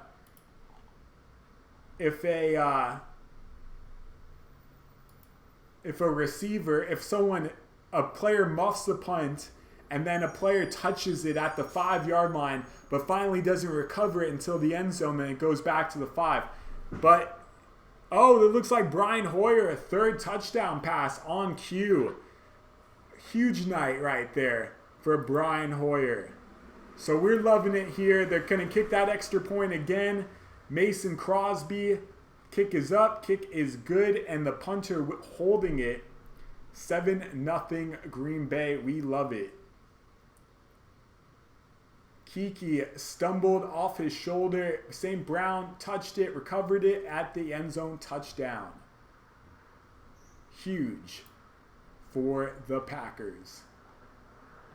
And huge for Brian Hoyer, who is absolutely tearing it up. Pulled Brian Hoyer from a squad, but hey, happy you're raking it, Jay Hill. All right, so let's see. Let's keep it going. Let's go to, no, let's just stay on this game.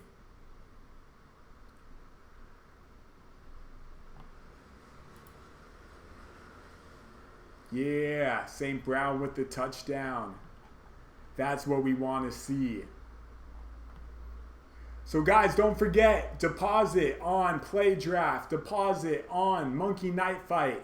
I will get you back for one of the sites. If you deposit on one, I get you back for the other, and you get my advice so you can dominate your fantasy football league. Sign up today. Jason Myers.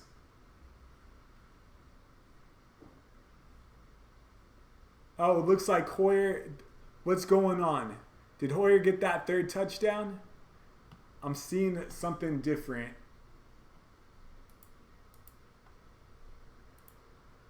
I'm hoping for your sake, Jay Hill, that they gave that touchdown to Hoyer.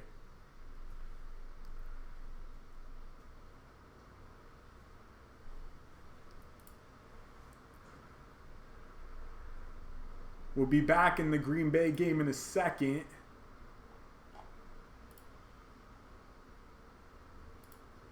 Two touchdowns, but hey, 147 yards, 2 touchdowns, take it. So they haven't given St. Brown the touchdown.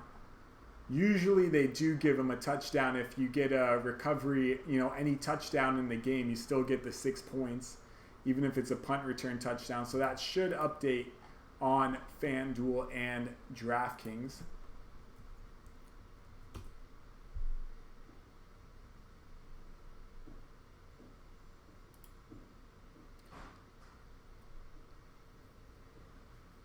All right, so kickoff is coming.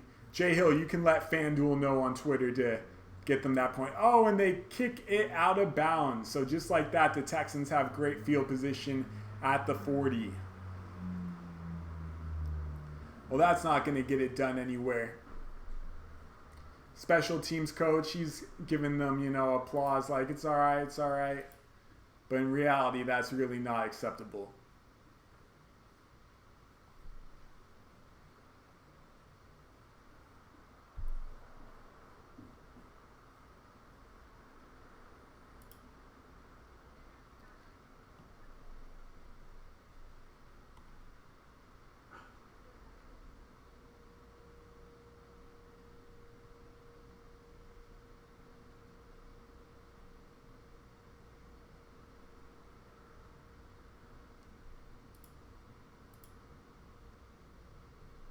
All right, interesting that neither site has given that.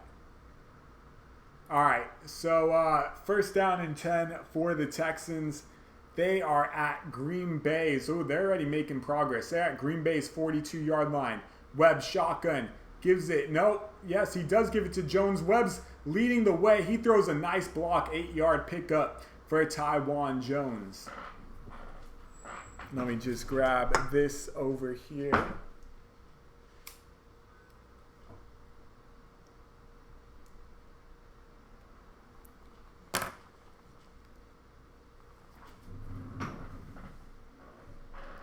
All right, so it's first down and 10 for Webb. Webb's in shotgun. Jones is next to him. He gives it to Taiwan. Taiwan, big hole up the middle, and the ball's taken away by Green Bay. Hi, Sal. I was late for Green Bay. The game was already just took it off the board. But these games worked well for the second half for sure. Yeah, Green Bay should be fine for the second half. But let's just see what the... Because I do like the backup for Green Bay. That's coming in later a lot. Whether or not I had a knee problem.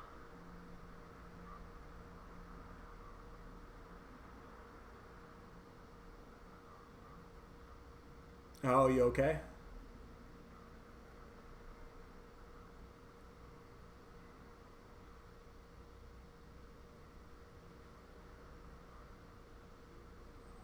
I'm sorry to hear that.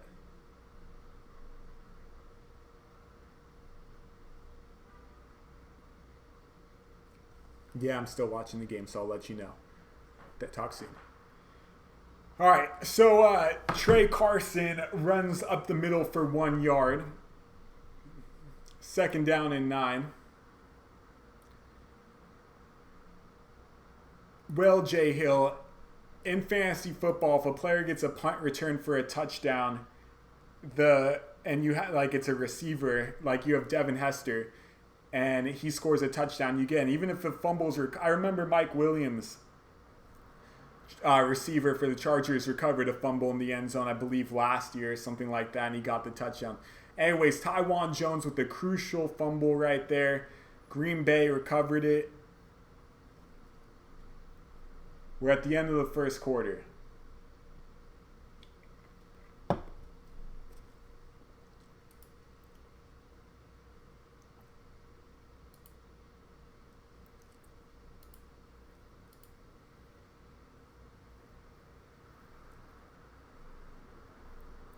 So we'll see how everything plays out.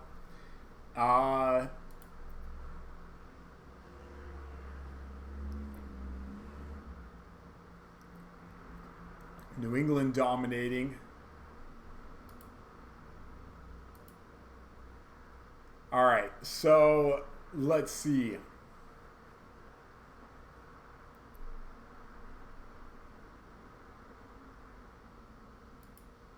We're at the end of the first quarter. We'll be back soon to that game. Looks like Trey Carson and Dexter Williams are still splitting carries in that game. Nice. Good, Jay Hill. Glad you did it. Might as well. Did you tag St. Brown in it as well? All right, so start of the second quarter. Deshaun Kaiser, I believe, is still on the field because despite the Packers scoring a touchdown, Kaiser hasn't really done much to build a lot of confidence, and this is his time to play. Because once the regular season starts, it's all the Aaron Rodgers. Kaiser becomes a man with a clipboard and a headset for the entire year.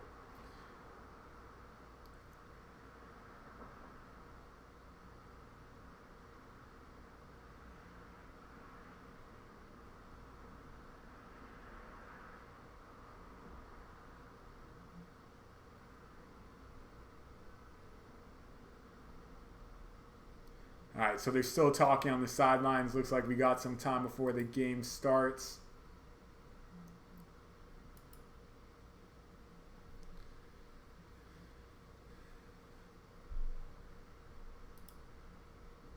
Hell yeah, tag St. Brown. Funny stuff. Funny stuff. All right, so there's still just sideline cam.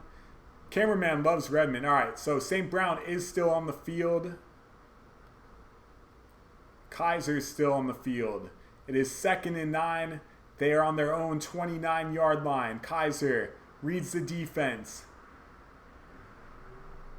Calls an audible to only 2 of his 3 receivers. He gives the ball. Looks like it's Dexter Williams who fights and picks up about 2-3 yards on the play. It is 3rd and... Or is that Trey Carson? Looks like it's Trey Carson. So Carson runs off the field. He wants to get out of there, get Dexter in there for 3rd and 7. So far, Packers offense not really doing a ton vertical. Shepard, the slot receiver, now in the game, but it's really Kumaro and St. Brown are the receivers that Kaiser is going to be looking at in this set. Kaiser takes the snap, 4-step drop. He looks. He throws it to the fullback. It's too high, and that is a 3 and out for the Packers. So Kaiser not off to a great start by any means necessary.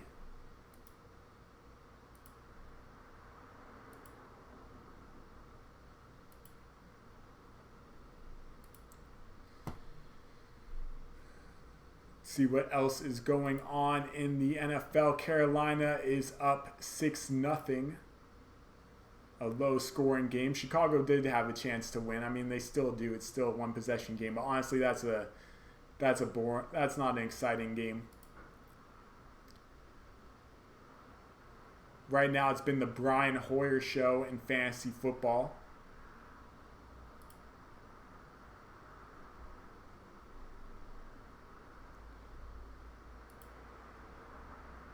So they're showing some Packers minted coins right now. 100 seasons for Green Bay Packers this year. Pretty cool stuff right there. 100 years for the Packers.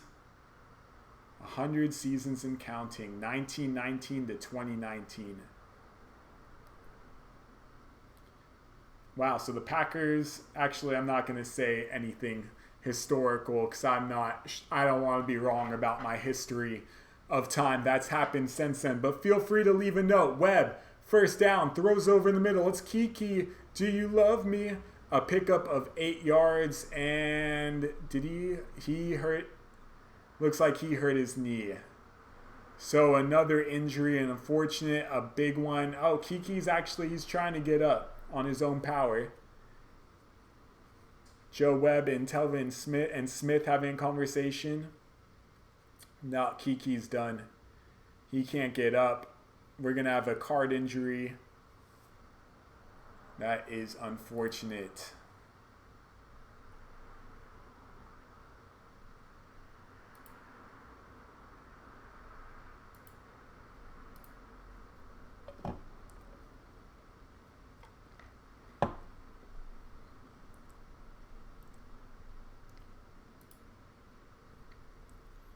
So while we're in a commercial break, I recommend you all do the play draft. Draft a team right now at the Beast Dome draft strategy. Honestly, you're going to get such a baller team, and it probably won't be able to be that way very soon. So make sure you draft a team on playdraft.com. Use promo code BEASTDOME. You got my strategy. I'll post an article tonight of those drafts. Let's see.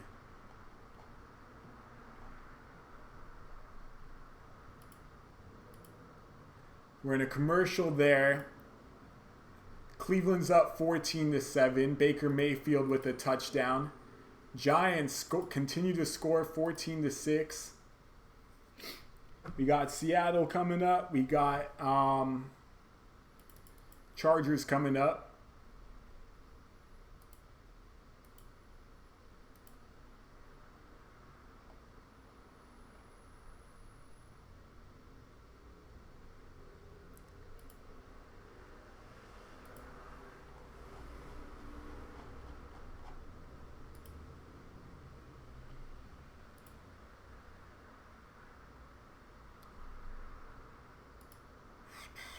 Let's see what football news we got going on that we can report on as we wait for this game to resume. Unfortunately, it's just too many injuries in the preseason. Robert Quinn slapped with a 2-game suspension, and he's got a broken hand, so that's not something that the Cowboys want to add on. Just a lot of bad PR for the Cowboys early on. Jerick McKinnon getting PRP injections. He's obviously never going to be the same running back again. Looks like they're about ready to resume back in Houston, showing a crowd shot sold out Lambeau Field. 2nd down and 1 on their own 48-yard line. Joe Webb under center. He gives the ball to Taiwan Jones. Taiwan Jones trying to find the yard, and he does. He picks about 3 of them, maybe 4. It's a 1st down for the Texans, who are now in almost Green. I believe they're in Green Bay territory. We'll see. Blake Martinez still on the field. It is 1st down and 10. Webb, shotgun. 5 wide. No one next to him. Webb takes the snap. Quick to Taiwan Jones. Makes one man miss. Makes another man miss. It looks like it's a gain 11, a 1st down. Pulls his pants down as well. Jones being the MVP early on. Looks like Texans going no huddle. I don't know if Green Bay's ready for this no huddle. Redmond, he's backing up. Defensive coordinator Mike P yelling at his squad. Let's see what Webb does. 5 wide. Webb, 3-step drop over the middle. He finds his man. It's a new receiver. It's Mitchell Jr. Someone who probably won't make the team, but hey, it looks like a quick slot guy, and Kiki's out. So Webb sends 2 receivers to the right. He's got 3 tight ends in this formation. Taiwan Jones in the backfield on 2nd and 2. He gets the handoff. He does not pick up the yard. It's going to be 3rd and 1. Packers defense making a big play right there. Redmond looking like the MVP of this defense. Redmond's checking out. In comes more Packers. Taiwan Jones picks up 1 on the play. Packers D, they are converging well on the run. There really has not been a breakout Taiwan Jones rushing play. It's 3rd and 1. Webb is in shotgun with Jones next to him. He needs to play repeat in his ear. I don't know if he's got it. He's going to run with it anyways. Webb pointing out defenders. Play clock running down. 5, 4, 3. Takes the snap. Keeps it. Gives it to Jones. Jones, I don't know. It's going to be close. Looks like he may have got it. Forward progress does give him that yard, just barely. So a 1st down. Texans offense continues to move.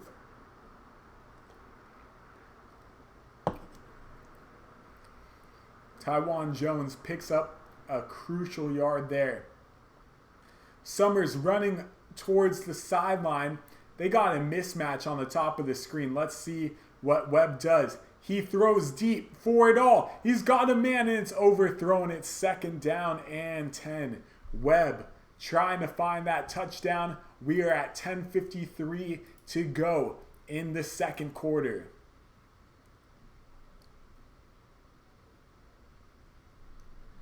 Webb is having himself quite the drive. This is what the Packers defense was afraid of coming in, and their reality is hitting that sometimes Webb just runs things. He's a veteran out there. He's been around since Adrian Peterson was a beast. Next play, quick screen to Mitchell. Nowhere to go. Packers D almost forcing a fumble. Great defense. Sullivan making the hit. It's third down. We'll see what the Packers do here. We'll see if the Texans go no huddle. Webb, quick screen, predictable play. Mitchell taken down almost instantly. Running backwards at first. Side to side, I should say, just to even try to find a yard. 3rd and 9. Webb. 3 wide receivers on the play. Shotgun. Webb takes a snap. 4-step drop. Blitz is coming. He steps up. He's found a running lane, and he's going to take it. He breaks the tackle, and he picks up the first down. So Webb has got the Texans moving, and if I'm a Packer fan right now, I know the Packers are in trouble. Mike P, he's not too happy with his group. I mean, you knew Webb was going to be running. That's just what he does. He's under center. He takes a snap. He gives it. It's not Tywan Jones anymore. Is that Dante Foreman? No, it's Crockett. Pickup of 2. 3 on the play. 2nd and 7. Packers D has to be tired right now.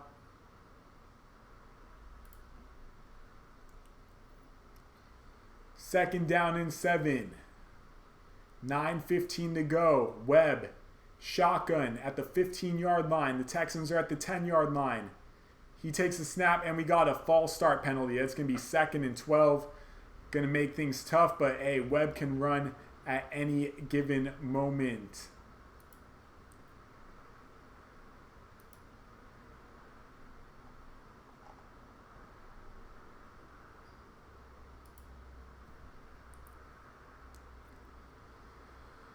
Second down and 12, 18 to go on the play clock. Packers defense trying to make a stand right here. They are tired. The Texans have controlled this ball pretty much the entire second quarter, and we're under 9 minutes to go. Webb, shotgun, takes a snap. No one back. Webb runs. He finds a little running lane, but he's going to throw for the end zone, and it's behind his receiver. There really was not anything there. 3rd down and 12. Webb will have to see if he can pull a miracle.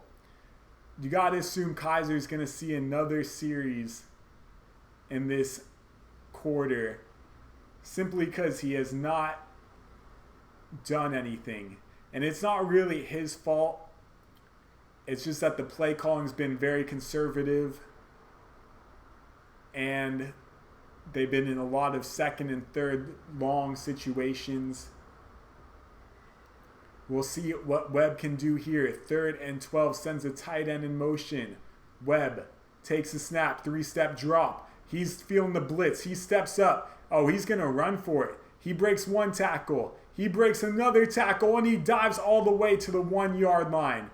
3-yard line. Joe Webb, MVP right now, just slithering through the Packers defense. He's going hurry up. He's probably going to try to steal this touchdown for himself. He is literally Jamie Foxx on any given Sunday with these juke moves right there, taking people out of their feet. They give the ball handoff. It's now 2nd and goal on the 1. Crockett cannot get in. Webb wants this football. He might give it to Crockett again, but Webb wants this touchdown. Houston eating the entire clock. 7:40 to go.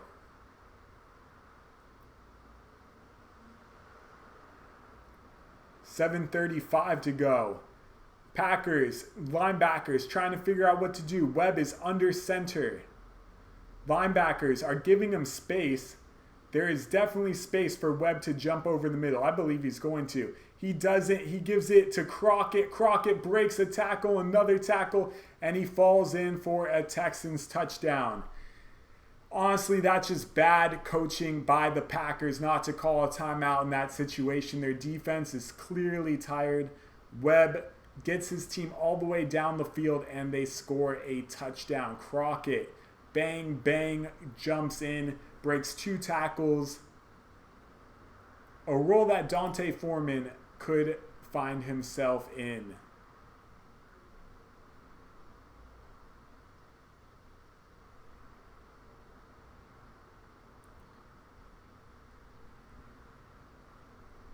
All right, let's see what we got.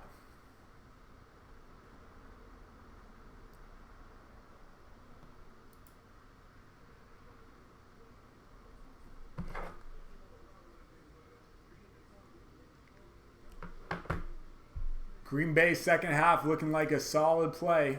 PAT is good.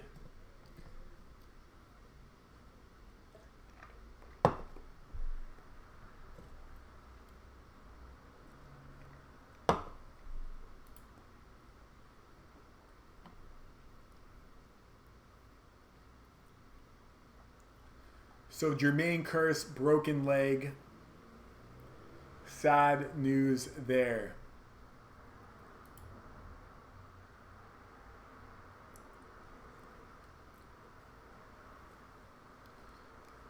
We're in commercial break in Green Bay. Still plenty of time to go. St. Brown still not getting that touchdown on any daily fantasy platform. J Hill, what's the status with that?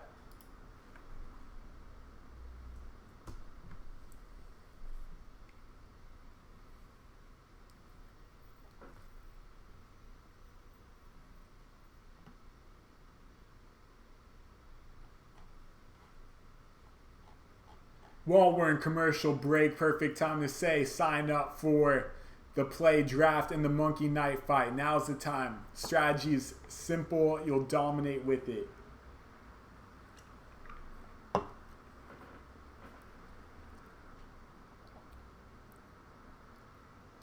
Looks like Crockett's going to come out on the kick coverage.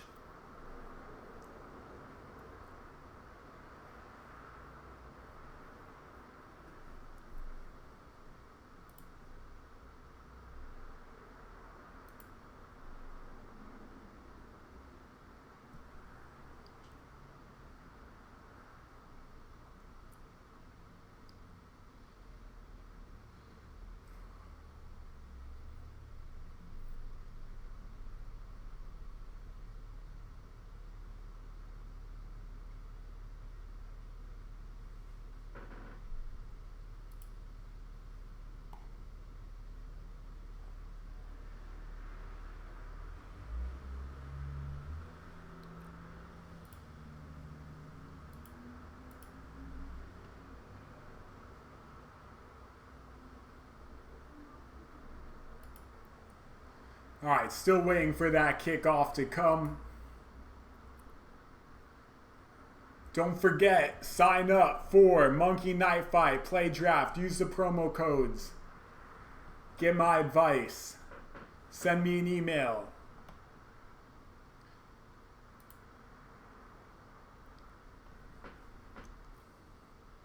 All right, looks like kickoff is about to come, and Fairbairn slams it out of the end zone. They got a new return man who smartly did not do what Davis did. I mean, the Packers special teams killed him. Kaiser is coming out for another possession. So far today, 4-7 for 41 yards. Definitely not, the best numbers without a doubt, but it's how you finish, not how you start. Jamon Moore, the Packers rookie from a year ago, who really has a good NFL body, is out there. See the Packers come out more aggressive in the air. They've really been running too much. They got a fullback, they got a running back, and they do play action fake, looking deep, throwing deep, and Jamon Moore, I don't know what happened. I think he tripped over himself, but he was wide open. Deshaun Kaiser's angry. That should have been a big play. Let's see what happened. Jamon Moore is actually getting subbed out of the game. That's not going to help his stock. Kumaro and St. Brown go in. Matt LaFleur not happy about that, the wide receivers coach, ex-wide receivers coach. So Kaiser with Kumaro and St. Brown, a fullback, a tight end, too conservative, and there's a pitch to Dexter Williams, who kind of finds a way to slither through a hole for a pickup of 4 yards. But see, play calling like that is not smart, because now you set up 3rd and 7, and you may basically put all the pressure on Kaiser to convert a first down. Why not pass the ball? Let Kaiser see if there's a weapon open deep, and if there's a weapon open deep, then he can check it down to his weapon underneath. So Packers going 3 wide. One of them is not Jamon Moore. Kaiser's in shotgun. Dexter Williams is next to him. He takes the snap. Kaiser looking deep, throwing deep over the middle. It's caught by the tight end. Big play there by Tonyan. And the Packers move all the way across the 50-yard line. Monstrous play there. He threw the ball upstairs. Kaiser. Tonyan makes the catch. Big first down there. And the Packers are near the 50-yard line. Kaiser, he's smelling a touchdown. They got 3 wide. Kaiser, 4-step drop. Screen pass is set up. It is caught by Dexter Williams. And Dexter is loose. Dexter picks up 20 yards on the play. Another first down for the Green Bay Packers.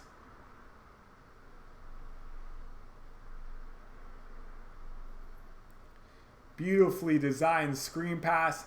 Packers showing that explosiveness that's going to pretty much carry them the rest of this game. They're looking unstoppable. 5:30 to go. Kaiser wants that touchdown. Dexter Williams is in the backfield. Let's see what Kaiser does. Kaiser sends Tonyan in motion. Jamon Moore is back in the game. Kaiser gives the ball to Dexter. Dexter runs forward for 5 yards. He's looking good. Right now, Aaron Jones owners, Jamal Williams owners, these guys ought to be scared, because Dexter Williams is looking like a dual threat running back that the Packers are going to want to use during the regular season. It's 2nd down and 6. Kaiser is in the huddle.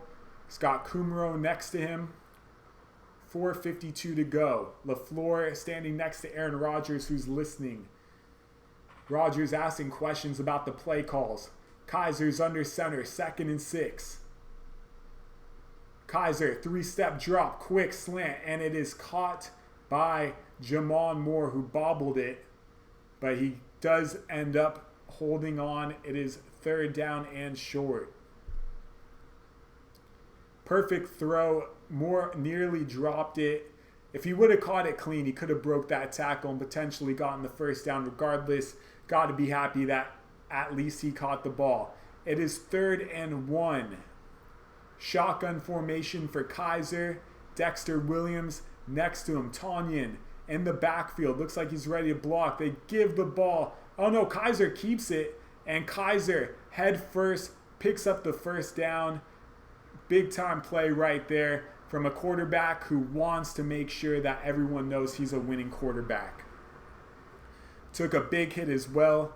3:50 to go in the first quarter and counting.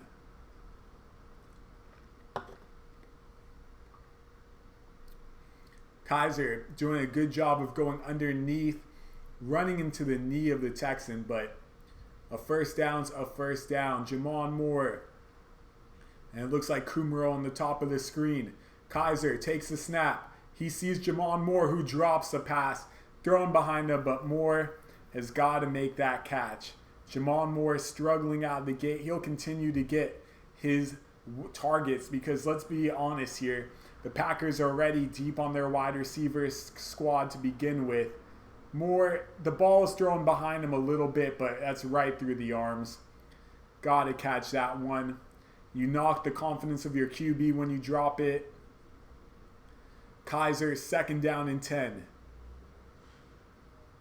3:25 to go. Gives it to Carson. Carson pumbles up the middle for 7 yards. It's going to be 3rd and short. So big run there from Trey Carson. Setting up a manageable 3rd and 4 for the Packers. Carson's going to stay in the game. Jamal Moore's in the game. question is Kaiser going to look for Moore, who is the best receiver on the field as far as talent goes? Because they got backups right now. It looks like the Packers, Kaiser takes a snap. He's looking. He throws it down. He's going to run. He sees an open receiver, makes the catch, touchdown. It is Shepard, and Kaiser throws a touchdown. 14-7 Packers.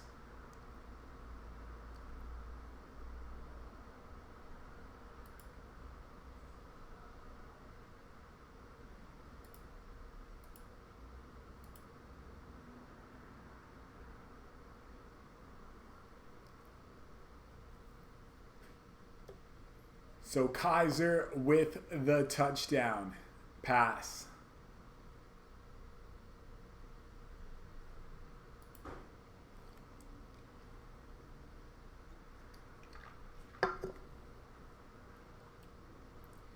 The PAT is up, and it's good. Not by Crosby.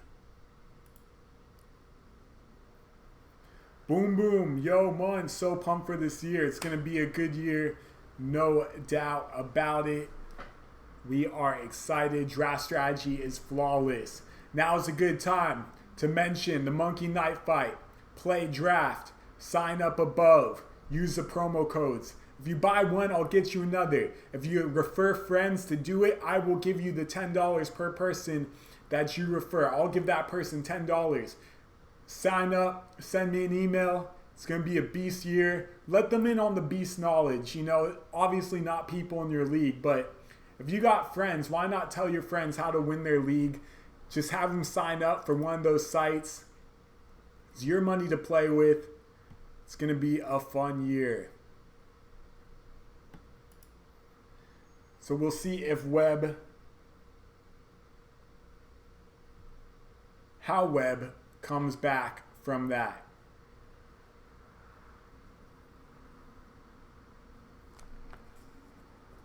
Boyle's going to be a fun QB to watch in the second half.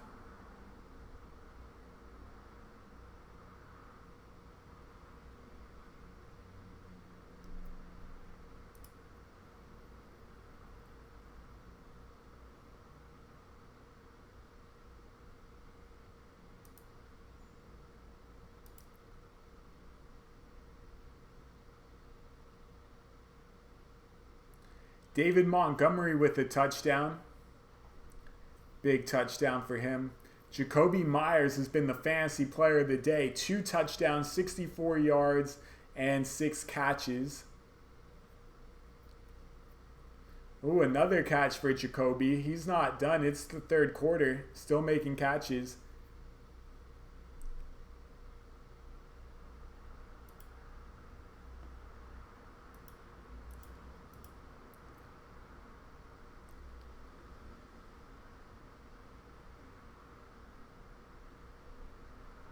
Okay, let's see if we're back.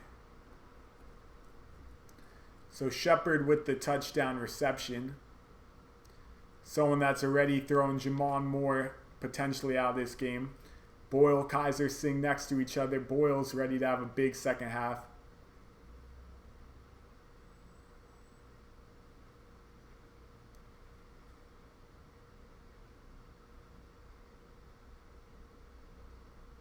Boom goes the dynamite.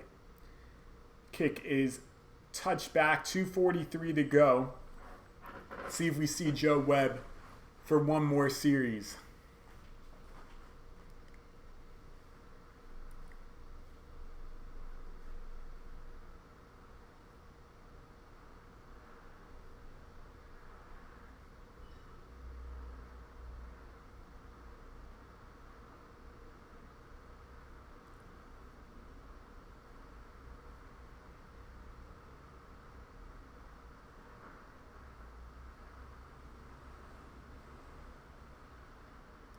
All right, so Webb is still out there. Crockett's out there with him.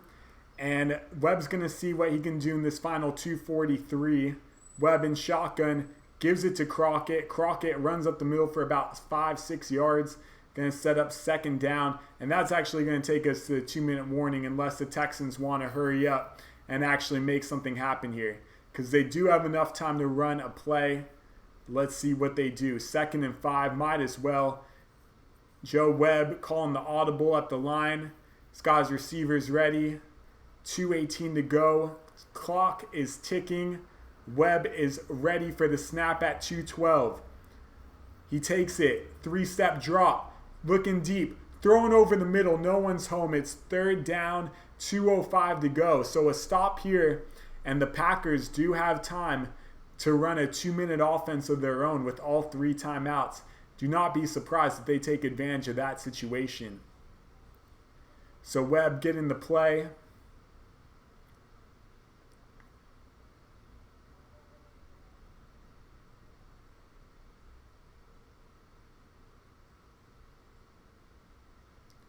Webb under center.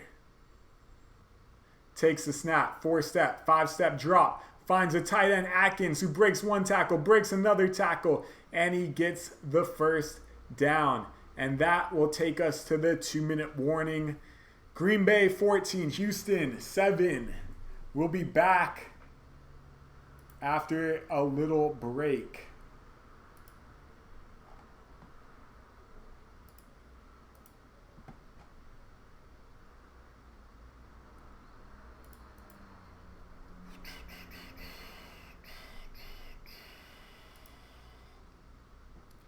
It's going to be a great fantasy football season, no doubt about it.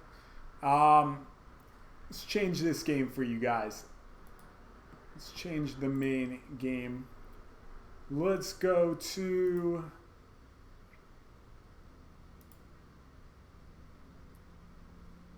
So Chase Daniel playing the first half, not really getting any numbers at all. David Montgomery, the touchdown and 3 catches. He's been a nice player. Detroit just really doing nothing at all. Buffalo, running back job still up for grabs. No one did enough to impress statistic-wise. Atlanta, we'll see how the second half of this one goes. Ito Smith getting the touchdown.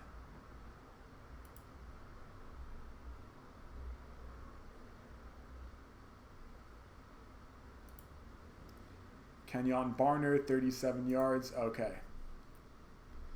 So let's go back to any questions about non-MVP members or MVP players. Feel free to ask. Of course, do not mention the MVP players in the chat room. And have your friends sign up for Play Draft and Monkey Knife Fight. I'll give you $10 or your friend $10 if you get them to sign up. Friend, brother, sister, dad, mom, get them to sign up, please. Helps me give these low prices to all of you so we never have to go higher again.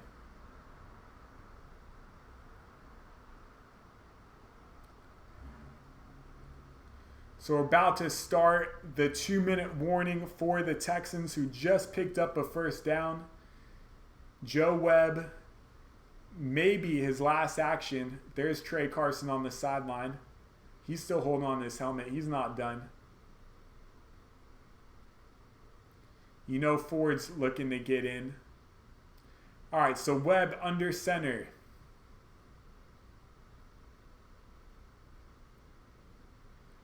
Takes a snap, gives it to Crockett, and Crockett gets all the way out to about the 50-yard line, a pickup of 15 yards. Texans running no huddle. They got 2 timeouts left. Webb getting the play, setting people up, about 1:40 to go, taking a lot of time. A lot of time. We'll see what they do here. They should be more aggressive in the air. 1:35 to go. Texans take the snap, and they run the ball again for some reason. Crockett picking about 4 yards. Not sure why the Texans are running out the clock, but they are. 1:24 to go. 2 yards on the play. They're literally at 20 yards away from a field goal opportunity. 1:17 to go. Webb under center.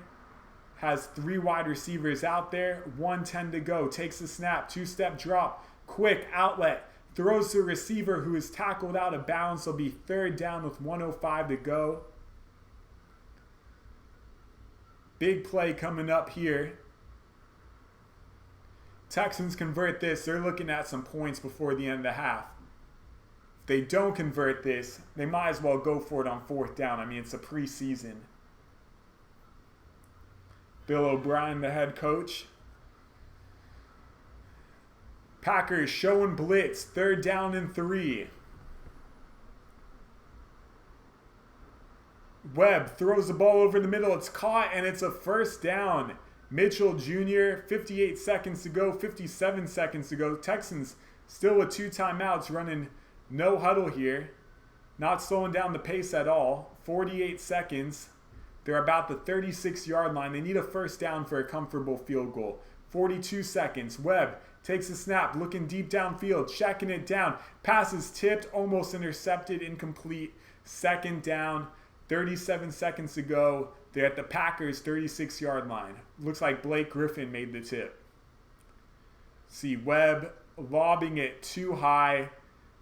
Lucky that the ball was tipped, because that was just a horrible throw that could have been picked otherwise. So 2nd and 10, 17 seconds to go on the play clock. Texans set up in shotgun with 3 wide receivers, a tight end. Webb takes the snap, 4-step drop, looks left side, throwing for the touchdown. It's underthrown, it's incomplete. Vincent Smith, the receiver on the play. It's 3rd down, 31 seconds to go. Now the Texans can run a draw play and make this an easier field goal, and honestly that might be the best situation. Perfectly played ball by the Packer corner, who put his hand right in between Smith's arms to knock the ball up in the air. 17 seconds to go on the play clock, 15 seconds. Send me an email once you sign up for the Monkey Knife Fight and Play Draft. Webb's got 5 wide, no one next to him. Webb could run himself and set up a field goal. 4 seconds on the clock. He takes a snap, 4-step drop. He throws a quick line drive. Looks like it's the tight end Atkins again, and it is. 24 seconds to go. 21-20. It looks like we're going to get a field goal here from Houston to end the 1st half. They'll call timeout with about a few seconds left. Lamar Miller on the sidelines to greet Joe Webb. So 3 seconds left. Let's see if they send Fairbairn out here.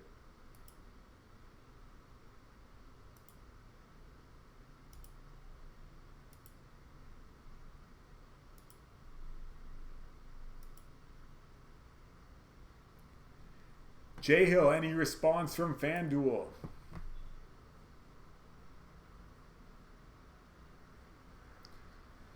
So here comes Fairbairn to make this game 10-14.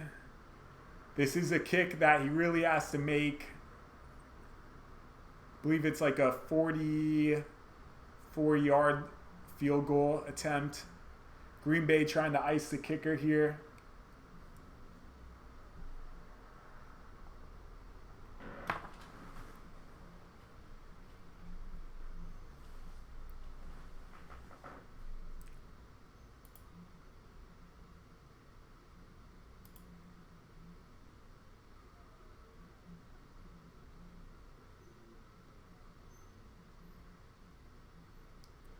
Fairbairn lines up. Ball's at the 26, so it's about a 42-43 yard field goal. Snap is down. Kick is up. And it's perfectly down the middle, 10-14. Houston at halftime trails. Let's just see who's coming in second. For all those with Bovada accounts, another sponsor I should put under my belt. Probably a good idea to go Green Bay second half because Boyle is a stud. He could play the entire 3rd and some of the 4th.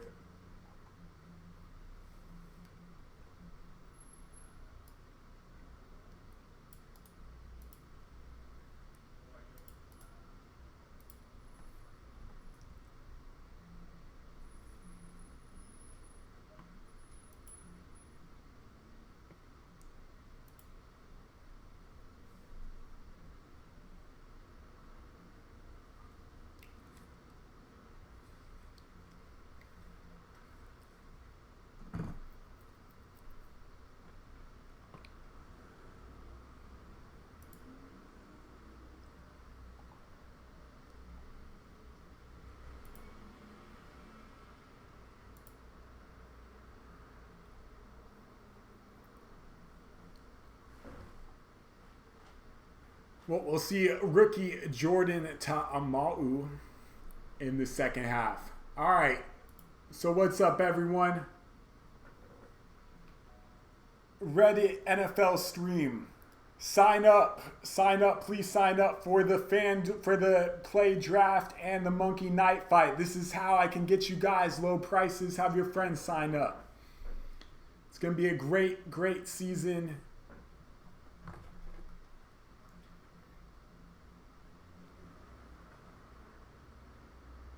I'm going to call Sal. Your call has been... Okay, I'm going to text Sal.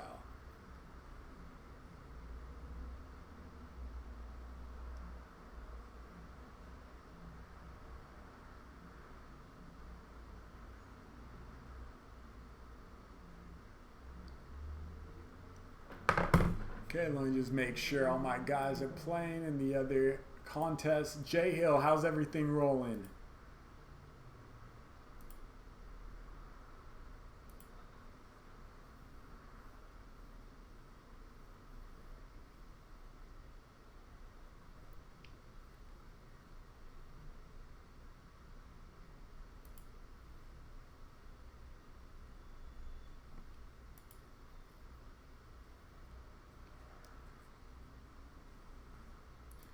Looking forward to Cardale Jones.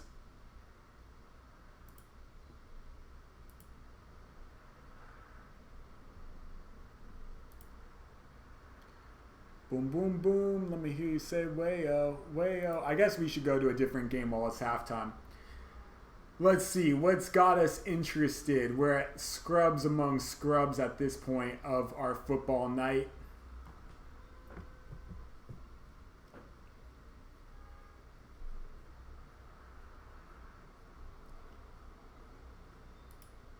See what the Bills and Colts are up to. Halftime of all the past halftime of all the important games.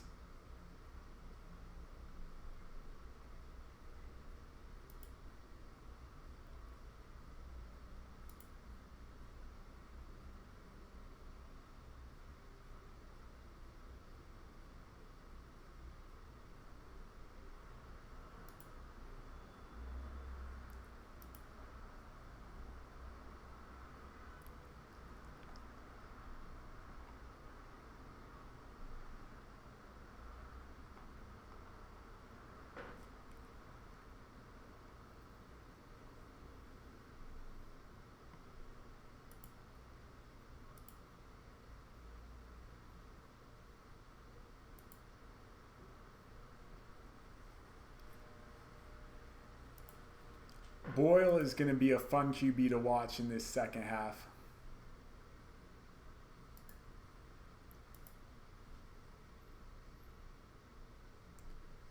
Baby, I don't want to miss you.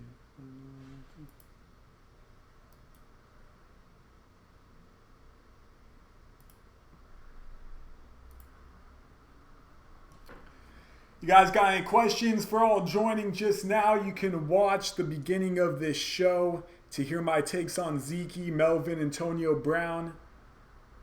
You know what? While we have 30 minutes, why not do a play draft? How about that? We'll live draft.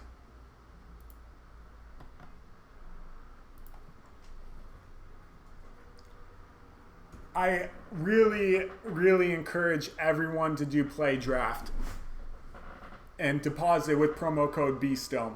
I mean, it's $5 and you get the opportunity to mock draft against real people. You don't have to worry about setting your lineup through the year. Once it's done, it's done.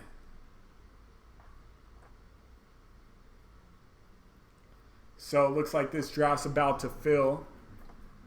You know what? This is actually a bad idea. I should not do this on here. Where's leave draft? Where's leave draft? Leave draft. Leave. Yeah, I should not do this on here because this is going to be public. But look, you're running out of leagues. There's only 7,000 leagues left to be part of this. So if you do one a day, two a day, you might only get two more left, to be honest. That 7,000 is going to be filling up quickly.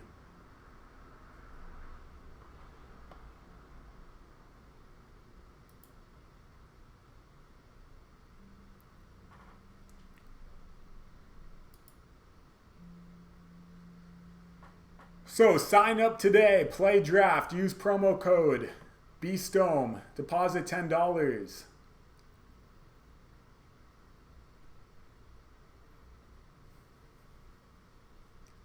Boom, boom, boom. Let me hear you say, way, yo.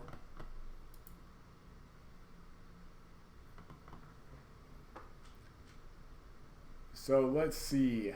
Still at halftime, I assume Packers, Texans. Hit my limit.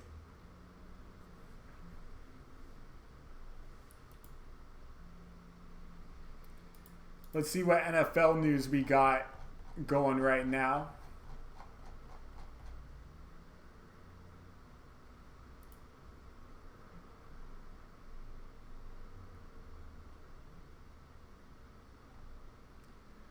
So Kiki still figuring out what the injury is, but it did not look good.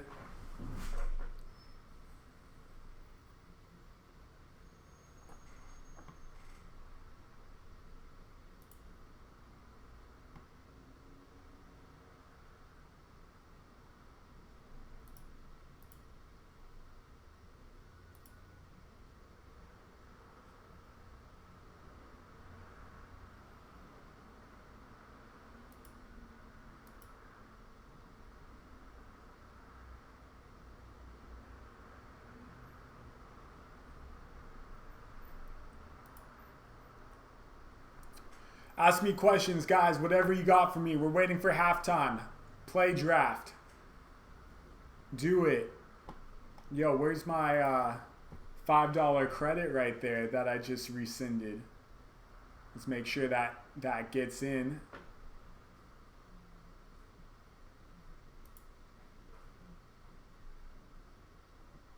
No live drafts. All right, got drafted a third team.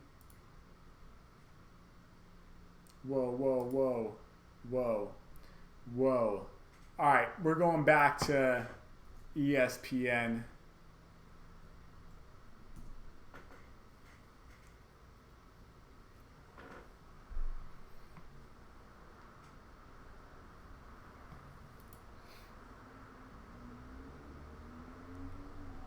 See if Rosen can do anything. That's what we should be watching while we're in halftime.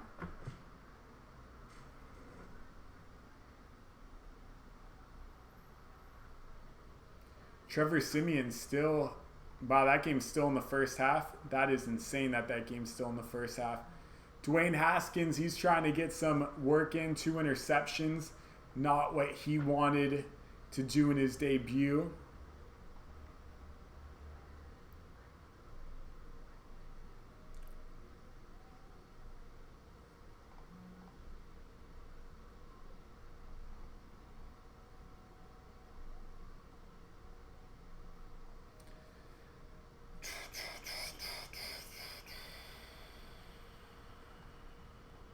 Where's Miami? Where's Miami? There it is. All right.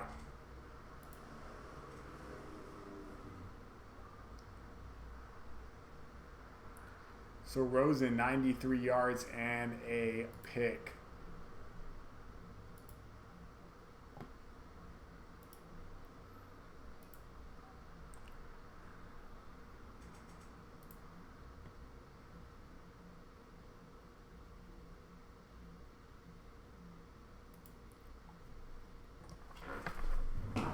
Sec. Again, this game live. Let me just make sure it clicks.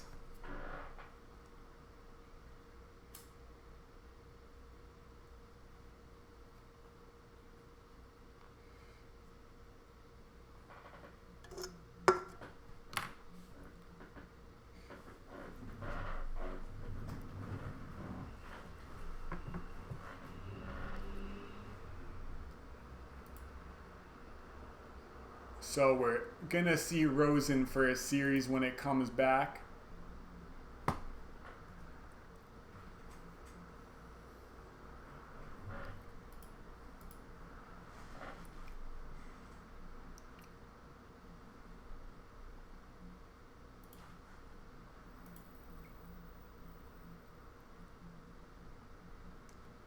If it comes back, there we go. All right, So Rosen, the bust of last year's draft, getting another opportunity. One with Miami, one where he's definitely behind Fitzmagic. Let's see how he looks. The problem with Rosen is that he just looks like an average QB more often than not. So when he looks like an average QB, it's just there's not a lot to get excited about. So Rosen's under center, takes the snap, and it looks like, ooh, a nice little juke move there, a big run. Is that Mark Walton? Is that Mark Walton? I believe it is, but couldn't tell from the number. We'll go back to Green Bay and Houston when that comes back. It was Mark Walton with the run. And Josh Rosen's in shotgun. Rosen, 4 wide receivers. Gives it to Walton again, and Walton picks up 4, 5, 6 yards on the carry. So Walton looking like the real deal early on.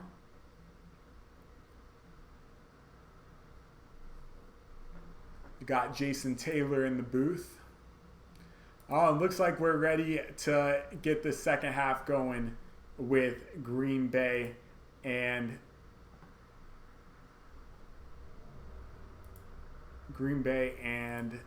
Houston. So let's get that game up.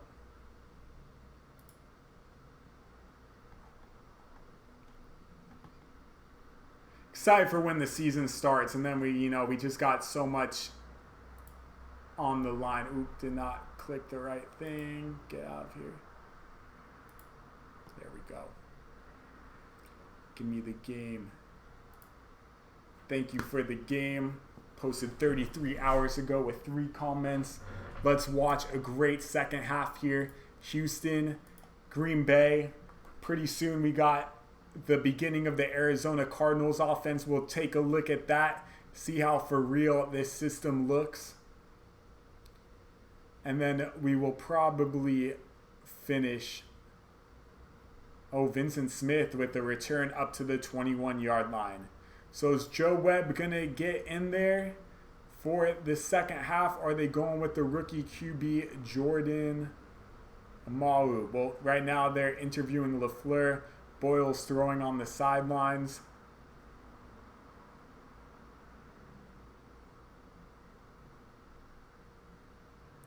Boyle looks confident. Boyle's the man. It all boils down to this. All right, let's see the game. Instead, they're doing a little interview with Matt LaFleur, but we need to see the game right now.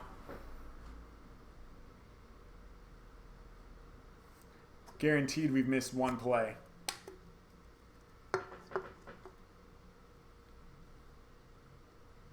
And there's a snap. So Webb's still in the game, throws the ball over the middle, is dropped by Mitchell. So it looks like Joe Webb still playing. Interesting. Texans going for the W here. Redmond makes a play over the middle.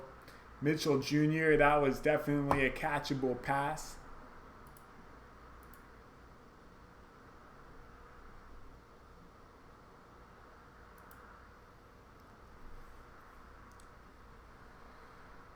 Be second down and 10. Packers defense. The only thing that hurt them was not being able to tackle Joe Webb. He has ran all over them in that quarter, converting a lot of second and third and longs. And here he's going to try to do it again. Bounces out, and a lot of flags go down.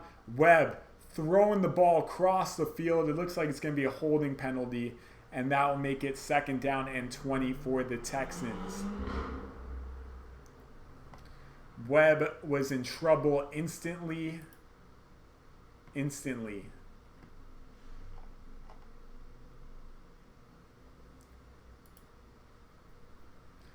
He was in trouble, then he spun out one way, spun back another way, and forced the offense to hold players in order to prevent Webb from getting crushed. So second down and 20. Let's see what the Texans come out in.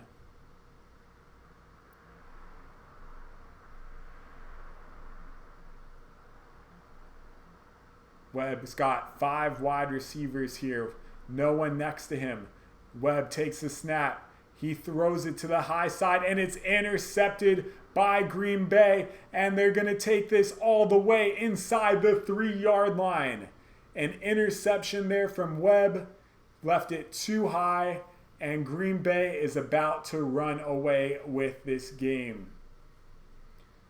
That was just a horrible throw. Simply just showing that Webb, why he is no longer a starting quarterback in the NFL. It was an out pattern with the safety standing right there, and he threw it right to the safety in a jump ball. 1st and goal, Green Bay about to get an easy touchdown. The question is it going to go to Dexter Williams? Is it going to go to Trey Carson? Let's see what Boyle and the Packers have in mind here. Boyle looks like he's got Carson next to him. Boyle's going to give it to Carson. If Boyle would have kept that, he would have been gone on the option. But it's a gain of 2 for Carson. It's 2nd down and goal at the 2. Jamon Moore is on the field. Lazard's on the field. You can almost feel that Trey Carson's going to get another carry right here. Going to go no fullback, 2 wide receivers wide, 2 tight ends. Trey Carson behind center. The jump ball to Lazard too high. 3rd down and goal. Not a great throw. Interesting play call, but you know, it seems like you could have pounded that ball up the middle. So it's going to be 3rd and goal. Moore still on the field. Boyle, Carson, Lazard. They got fullback. Tight end. They got Davis. They got a lot of options here for Boyle, who's in shotgun. 3 wide receivers on the bottom. Jamon Moore at the top. Carson on his right side. He doesn't even look to the top. He comes back the other way, and it's incomplete. 4th down and goal. Do they go for it here? It's a preseason. Looks like, not sure yet. Throwing it high. He really likes Lazard, but Lazard cannot get it done.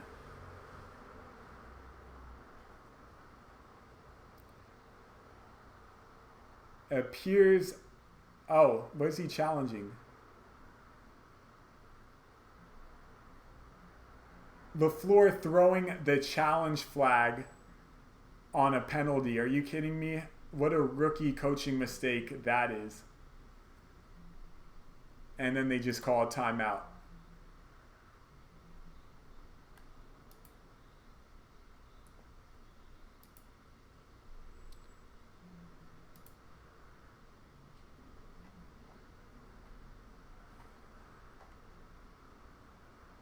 Okay, let's go back to...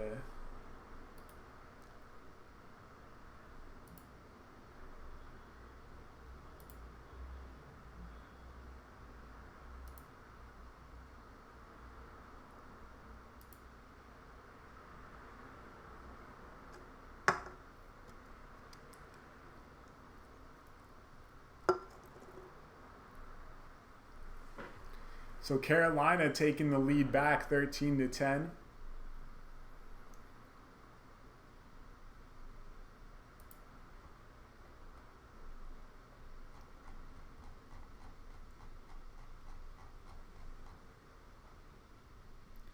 Fourth down and goal on the 3.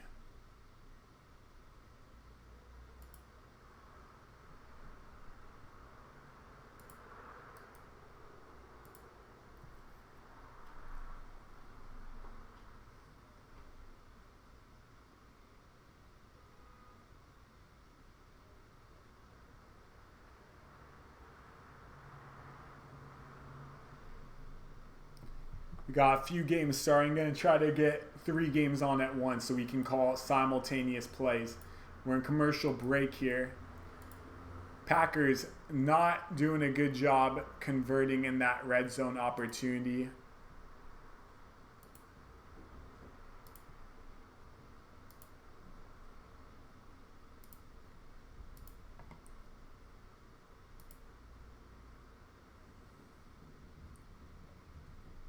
Well, there is actually a challenge. I'm not sure what exactly the challenge can be. Can you challenge penalties now?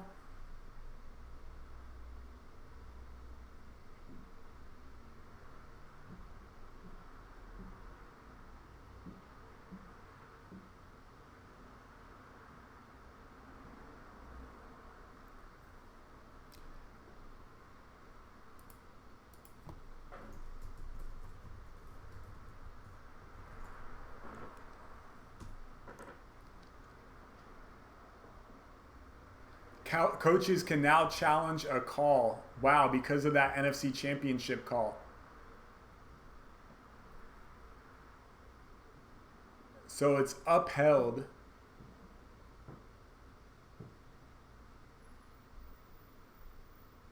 Kind of taking out the momentum of the team, to be honest. Oh, you know what? That actually should have been called because you can't grab his shoulder pad.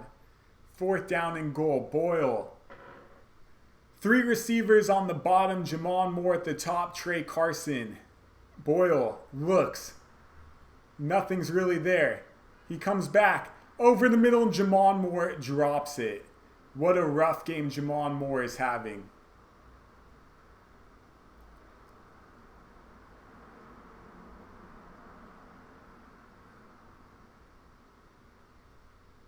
Throws it on the money and Jamon Moore just drops it. Wow, that was on the money. It literally hits him in his hands like this, in his basket. But it's a penalty on the Texans, 1st and goal. But illegal contact. But geez, Jamon Moore, rough game. You can almost guarantee Trey Carson's going to get this carry. The ball was a tiny bit wobbly, but come on, Jamon Moore. That is ridiculous.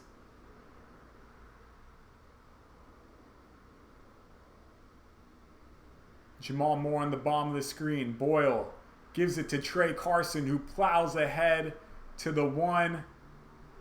It's going to be 2nd down and goal inside the 1-yard line.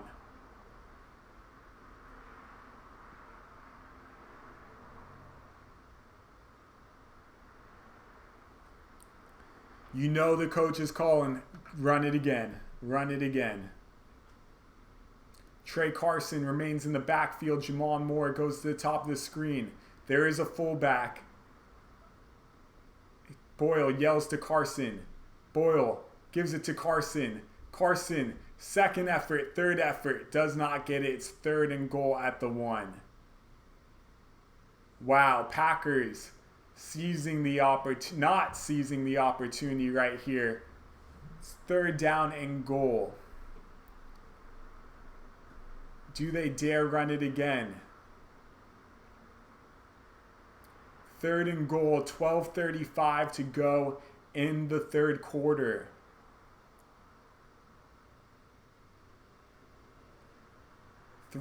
4 receivers. Carson down low. They play action fake. Boyle, left side. It's caught. Jamon Moore, touchdown. He gets it. He gets it. Jamon Moore, who's been having a rough game, gets a big touchdown, and that will put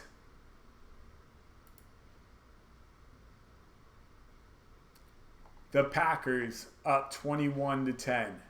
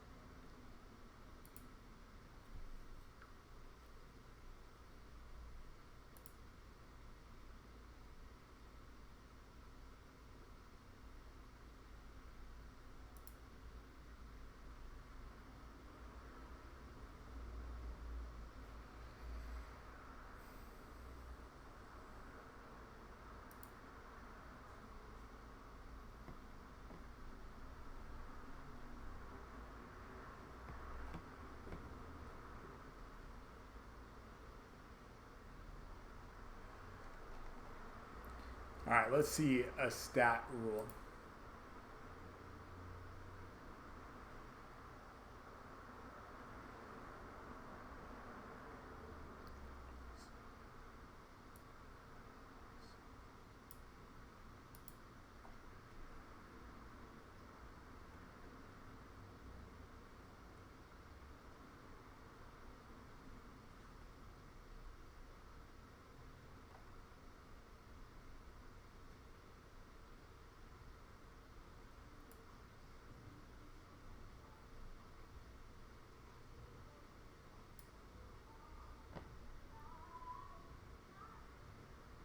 All right.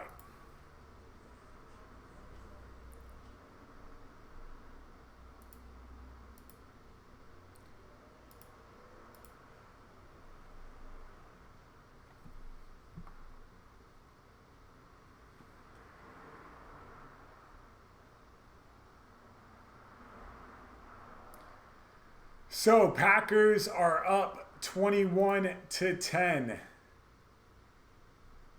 And it looks like they're going to continue to run away with this one.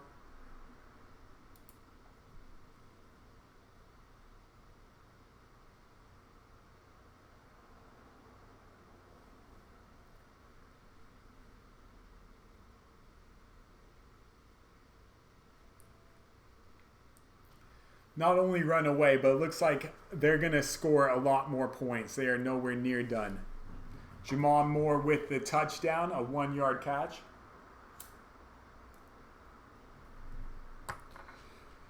Jamal Moore has had a rough game up until that point. First play of the game, he is open for a 15-yard catch, ran the wrong route. Second time, he drops a ball that's thrown behind him. And then the third time, Vincent Smith with the big-time kick return all the way to the 40-yard line.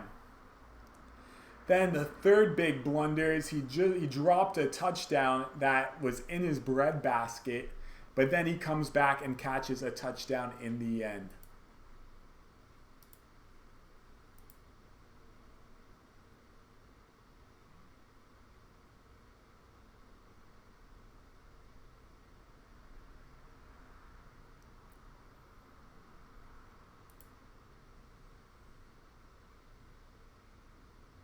Okay, so it's 12-12 to go.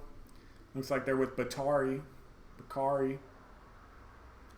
on the sidelines doing a little interview. David Bakari, sorry. That rhymes.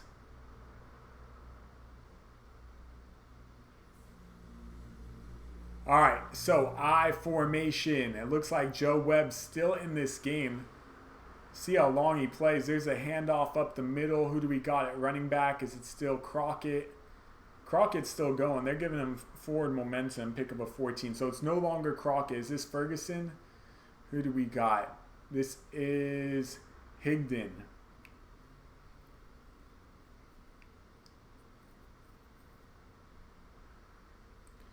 Picking up 7 yards. It's 2nd down and 3. Webb under center, down 21-10. Webb takes the snap, hands it off to Higdon again, and Higdon breaks out for about 12 yards. So there's a holding penalty that brought that kick all the way back inside their own 20. So Texans have a long way to go to make something happen.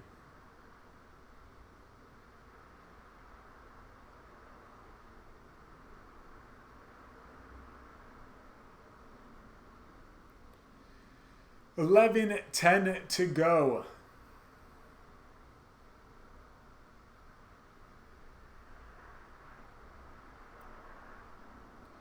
Webb in shotgun. Under center. Gives it to Higdon again up the middle. Higdon actually breaks a few tackles, makes it a 5-yard gain. Texans just taking the air out of this ball, not even attempting to throw. 2nd and 4.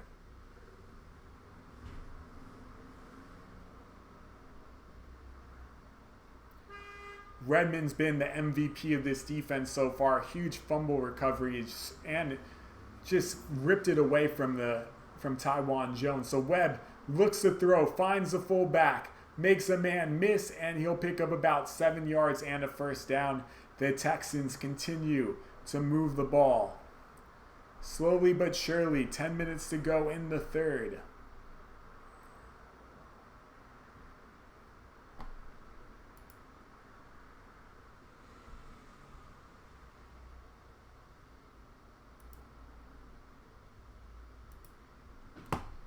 First down and 10, 9:50 to go.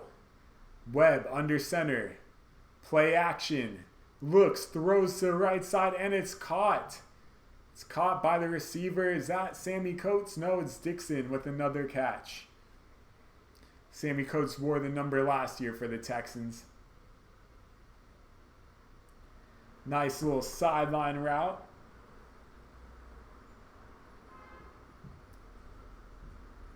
First down and 10, 9:20 to go.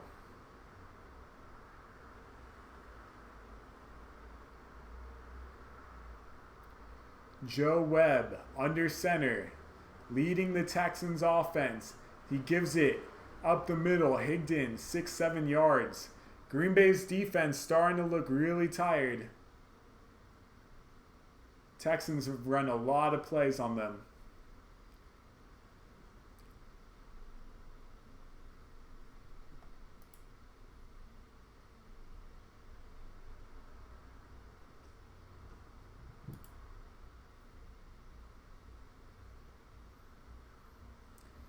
Webb under center, second down and 5. I formation, play action. Webb looks over the middle deep, and what a catch is made by Rhea. So Webb showing he is not done yet.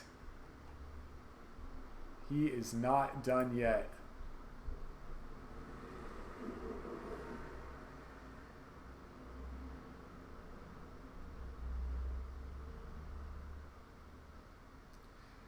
Set first and 10, up the middle, Higdon. A slow drive, eating a lot of clock, but the Texans continue to move the ball. It's 2nd and 8. They've basically gone from the 10-yard line of themselves to inside Green Bay territory with under 8 minutes to go in the third quarter. Pretty soon we're going to switch to a new game. We'll get the Cardinals, Chargers, and the Seahawks, Broncos. We'll stick to about a half of that. We'll see how far we get. 2nd and 9, 7:25 to go. Webb takes the snap and shotgun, and the blitz is there, and the blitz knocks him down to the 40-yard line. And just like that, Texans are out of field goal range, and we're almost under 7 minutes to go in the third quarter, as Webb will have to deal with the long third down. So it's third down coming up.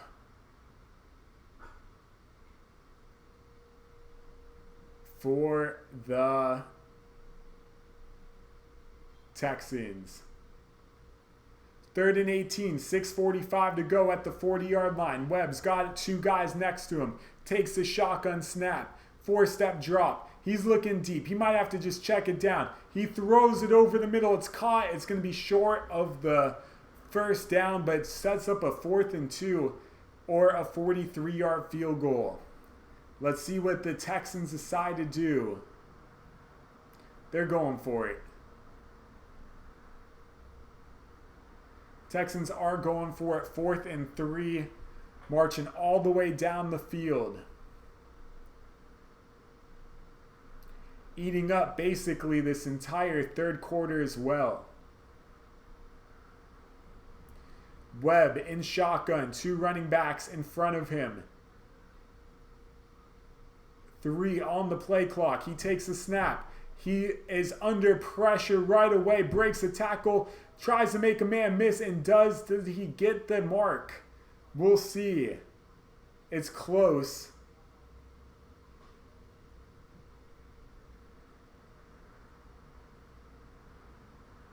I think they're going to give him the first down.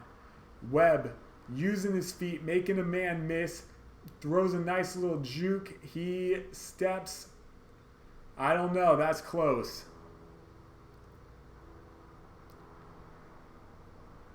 His foot is, they rule his foot out of bounds there, which it appears to be, it looks like he might just be short. Seems like we're going to have a challenge either way, as this is a play of inches.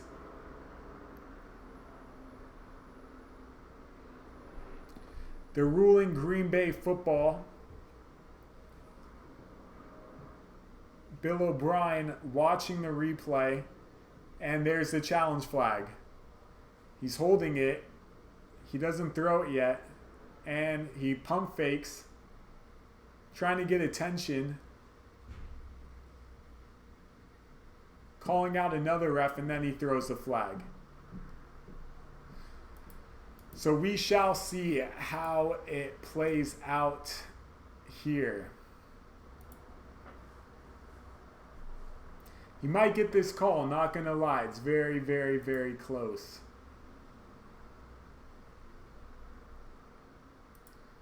While we have this downtime, make sure to tell your friends, tell your family, have them sign up.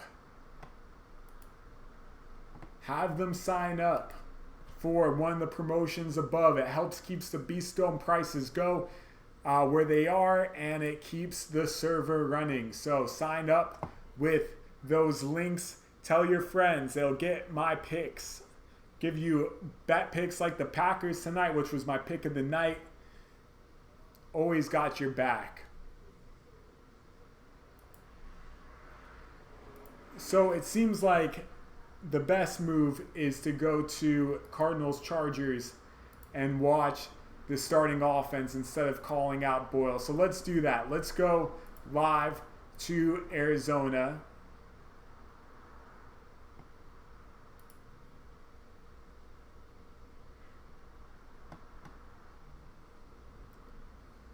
They're about ready to kick off there.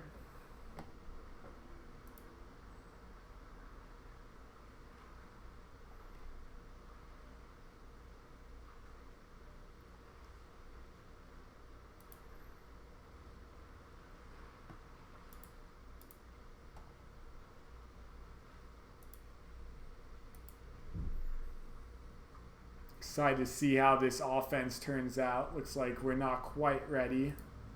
See what's going on. Seahawks, Broncos. Probably not going to stay long for this game.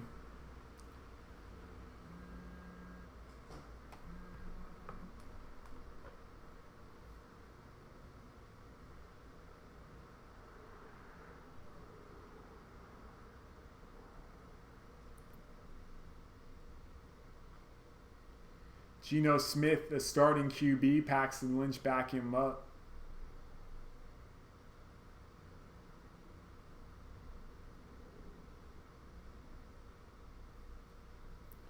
You know Lynch is pumped to go up against his old team, talking smack across the sideline. He's saying, just wait for me. Just wait for me.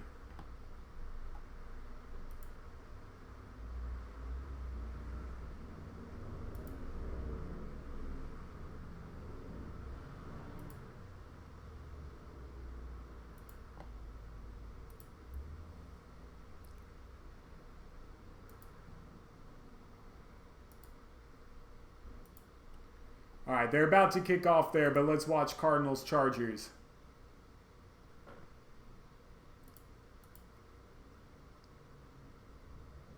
Kyler Murray warming up on the sideline. Looks like he's ready to go. His debut.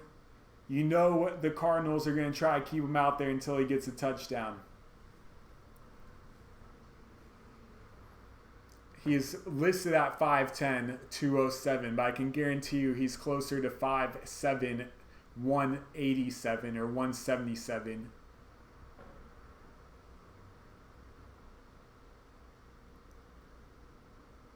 There is the offensive genius, so the Cardinals hope in Kingsbury, Cliff Kingsbury.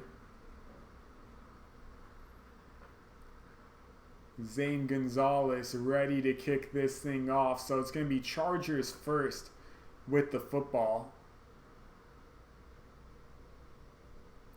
And does that mean we're going to see Tyrod Taylor?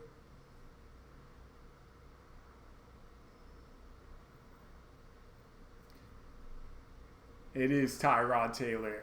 So, as much as we want to see Tyrod Taylor, I'm tempted to go back to, well, let's just see this first series. Let's see how everyone looks. They got the starting offensive line out there. They got Eckler out there. Eckler still seems small. They got Mike Williams out there. They got Patrick Peterson guarding Mike Williams. Hunter Henry in motion. We got the Chargers all out there. Tyrod, play action pass, dumps it off to Eckler, and Eckler right away for 15 yards and a first down on the catch. So the Chargers going with their starters early on here. Let's go live on Instagram.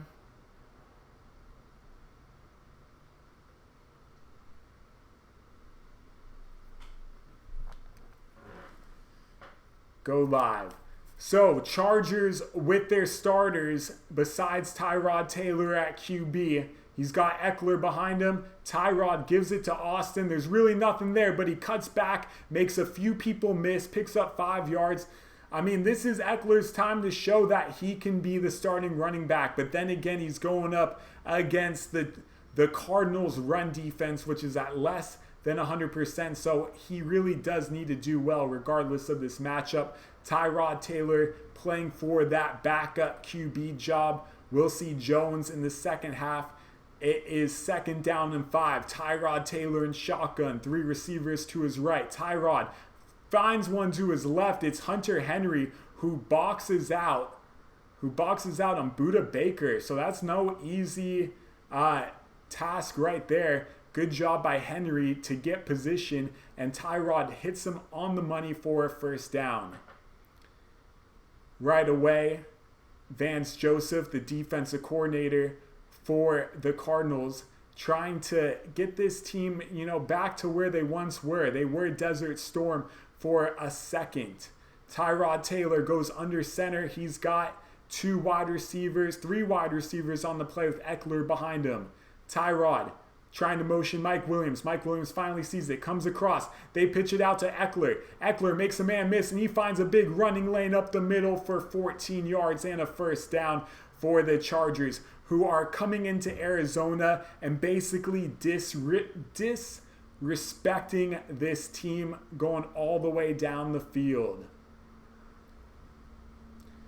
So Vance Joseph, who did have an opportunity to make the Broncos something special, is right after Peyton Manning retired, and he really did nothing with the opportunity. Tyrod, shotgun, he's in trouble. He's going to run. This is what he does best. He picks up a first down. A 20-yard run on the play from Tyrod Taylor, almost scoring, but he loses his footing. Tyrod Taylor running away from Terrell Suggs. Terrell Suggs, a big addition for the Cardinals, trying to prove that he is not over the hill. He has been in the league for a long time. He also had a cameo in Ballers. So here comes Tyrod Taylor. It's 1st and 10 at the 13-yard line. 2 receivers to his left. Motions Hunter Henry over to that side. Looks like they got Jackson in the backfield. Maybe the power running back that would replace, he gets the carry, and there's a lot of room. He's going to pick up about 9 yards. Now, Melvin Gordon deserves to get paid, because if the Chargers are going to win a Super Bowl, it's going to be with Phillip Rivers. And when it happens,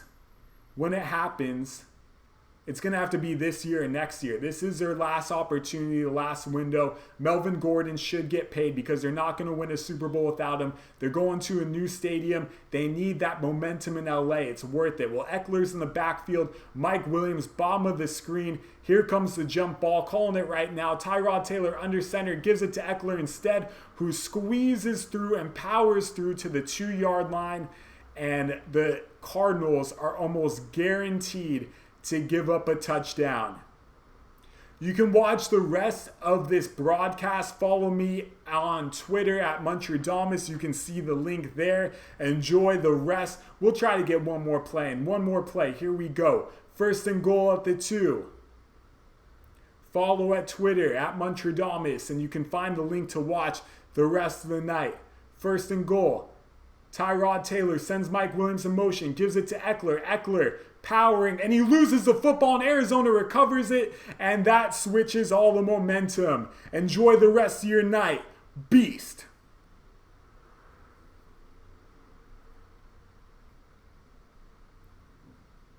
Saving this video really quick. We're still live here on YouTube.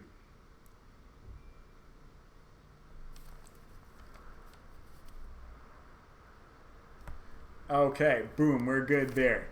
All right, so Tyrod Taylor gives it to Eckler. Eckler trying to fight for that extra yardage. Does not do anything with it. This is bad news for Kyler Murray, however, as he has to battle from his own 2-yard line and get all the way down the field. So good luck with that is all I can say to him.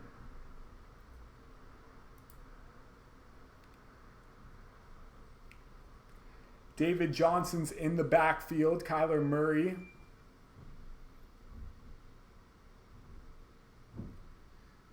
So let's see if David Johnson looks a little bit leaner. Murray's in the backfield behind him. Shotgun formation, 2 wide, 2 tight end. They give it to David Johnson, who really runs for no gain at all. And it'll be 2nd down. Chargers are in trouble.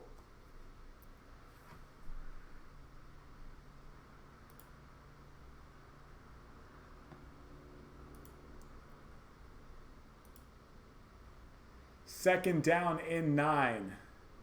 Sherfield, Bird. So there's no Larry Fitzgerald in the lineup tonight.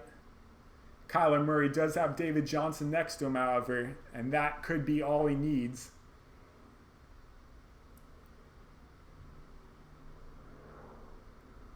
Kyler takes a snap. He throws to the outside. He hits his receiver. Looks like it's J.J. Nelson. Oh, no, it's Bird. It's the new J.J. Nelson. Exact clone, exact same number, a pickup of 5 yards.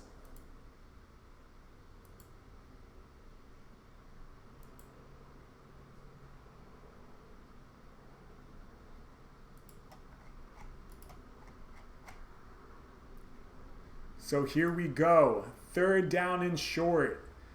3rd and 3. David Johnson's bigger than Kyler Murray for sure. So let's see what they do here. Murray's got Johnson lined up next to him. Shotgun. Fitzgerald is playing. He's in the slot right there. Let's see if he gets his first target.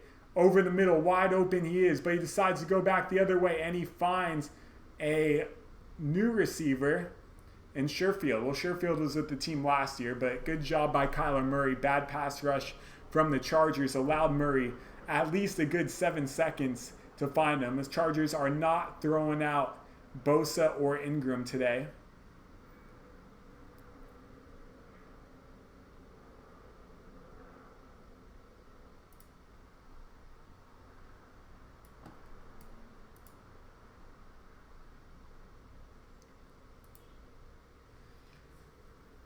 So here comes Murray. 8:16 to go. Takes a snap. Gives it to Johnson. Johnson really not seeing much running room. Picks up about 3-4 yards on the play. Chargers run D feeling really good about their performance early on. Royce Freeman with a 50-yard run.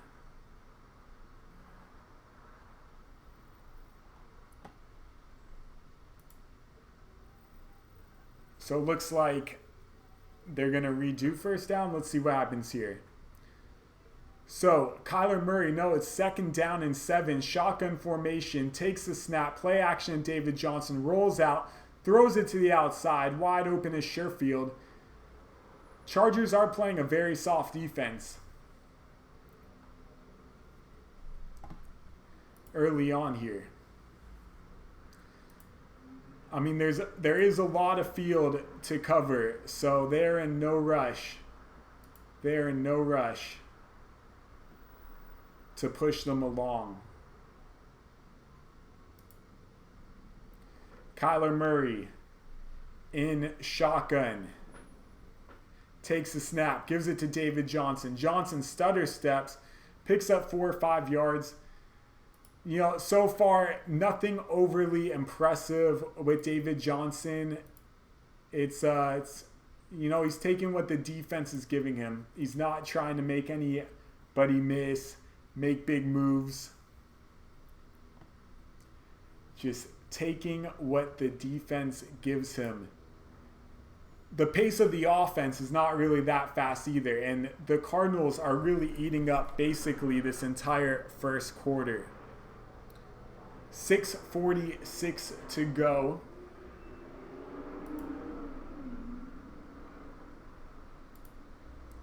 Shotgun formation. Kyler Murray takes the snap. Screen pass set up for David Johnson. Well executed, and David Johnson does what David Johnson does, picks up a lot of yards and a first down. So smart play, good results. Johnson going to the sideline after that. He needs a breather.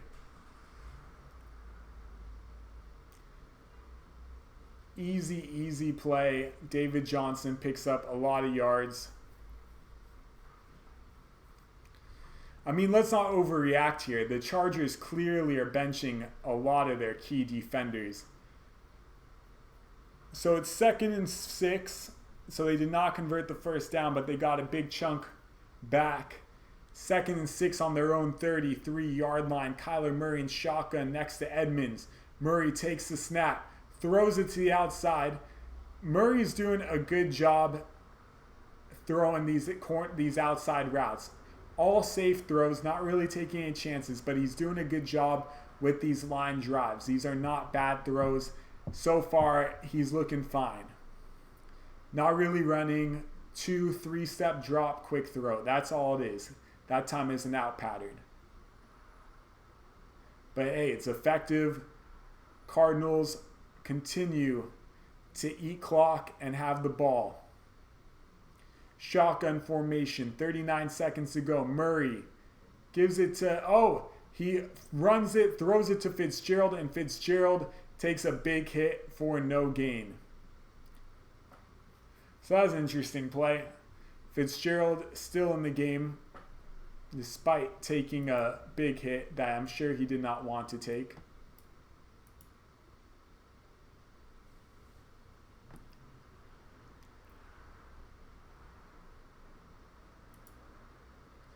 So 2nd and 9 on the Cardinals 39. Kyler Murray in shotgun, 4:28 to go. Murray's in trouble, breaks a tackle. He throws his out pattern. He hits his receiver, and it is Johnson, Keyshawn Johnson. Looks like we got a flag. Wonder what this flag's going to be. Johnson's going backwards. Maybe, I think the receiver stepped out of bounds before he caught the ball because the ref's hat is off. Let's see what they call.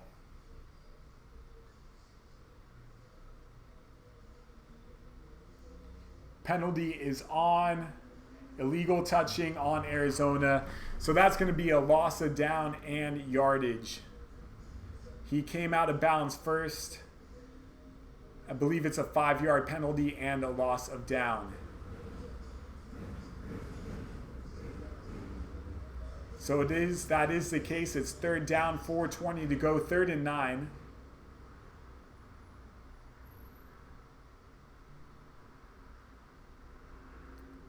Murray in shotgun. Edmonds takes a step up, takes a step back. Looks like actually Logan's in that running back. Murray in shotgun, takes a snap, bobbles it. He's in trouble and he is sacked. He is down. 4th down. Not really a great series for the Cardinals. They got really nowhere. 30 yards, 6 of 6 or 44 yards, but all safe throws. Screen pass was most of it. Arizona's going to punt.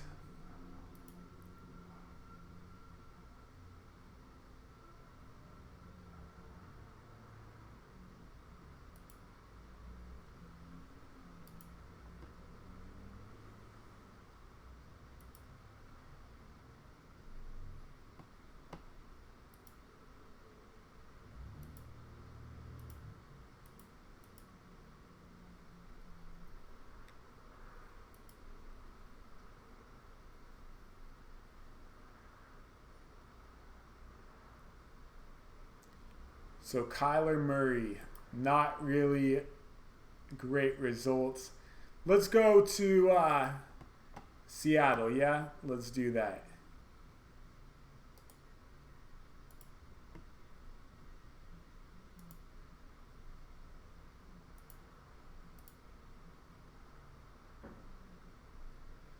So is that Metcalf? That is Metcalf making his first catch, and it's second down for Seattle. The big-bodied receiver picks up about 6. That's on Chris Harris Jr. as well. So definitely a good sign for Metcalf. It is second down and 2 for Seattle. 5:38 to go. Geno Smith at QB throws it quickly to Metcalf, makes a man miss, picks up a big amount of yards, and a penalty flag comes in late. A first down. And let's see what the call is. Geno Smith.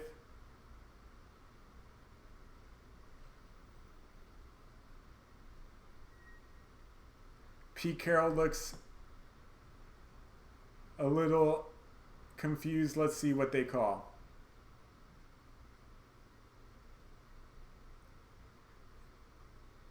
Hands to the face on the offense. Repeats second down. So that's a little bit of a letdown right there. It looks like Tyler Lockett, the guilty party,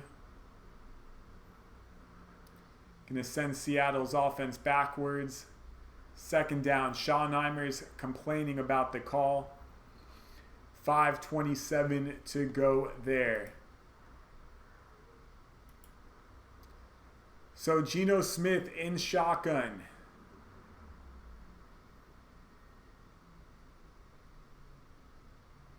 Takes a snap. Gives a draw. Is that McKissick right there? That is Penny. So we still got Penny taking carries in this one, as that is expected, being the starting running back, and still a player that needs to show that, you know, he can do big things with this offense. So it's third down and 9. Geno Smith trying to make something happen here for Seattle. Takes a snap, play action, throws it to, looks like Moore, but it's off his fingertips, incomplete, and that is fourth down. So Lockett with a crucial penalty.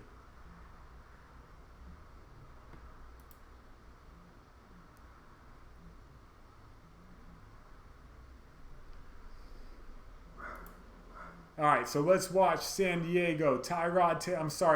Tyrod Taylor gives it to Benjamin. Yep, Travis Benjamin, who's going to get no gain on the play, or Davis. So a low-scoring game both places. We'll see if Seattle ends up punting. I mean, they did. McManus, the only points on the board, a field goal. So third down and 5. Tyrod Taylor. He's got a lot of receivers on the field.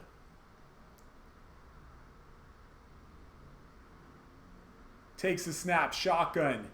Throws a jump ball deep, and Mike Williams brings it down. Huge catch for Mike Williams. Tyrod Taylor lobbing it up to his big beast.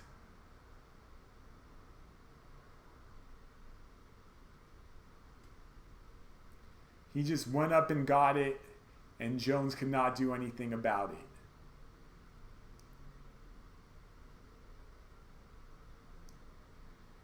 So, Chargers trying to get in scoring position here. They are at their own 46-yard line.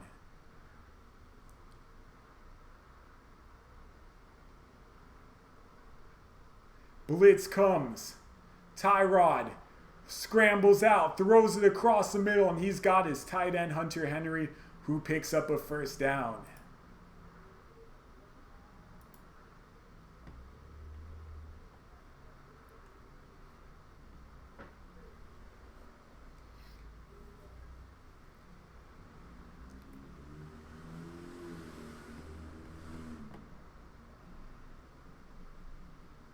So all of a sudden, the Chargers are on the move.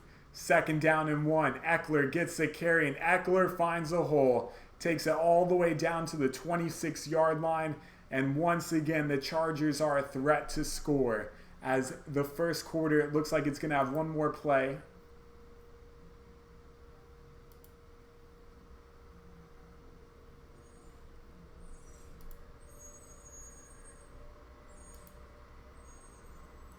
.22 seconds to go. Geno Smith under center. Looks like it's either Jackson or Newsome's at running back. I'm assuming Jackson. Geno Smith gives the ball. It looks like it is Jackson who picks up 2 yards. And that's the end of the first quarter there. So Broncos offense coming back on the field as well. We'll see if we see Joe Flacco for another series. Nope, Joe Flacco is done. Kevin Hogan coming in. Hogan likes to throw it quick. Devontae Booker's in the game, which means the starters are done for Denver.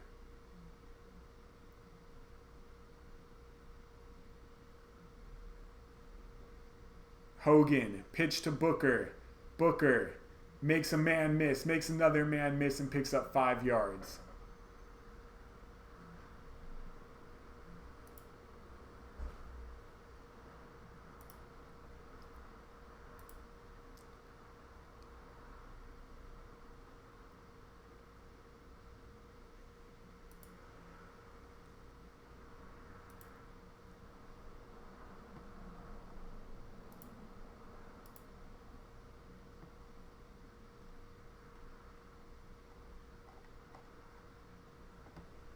All right, so let's see what we got here. Handoff to Booker on 2nd down and 8. Looks like he lost a yard. 3rd down and 7. About to start the second quarter there. We got a flag.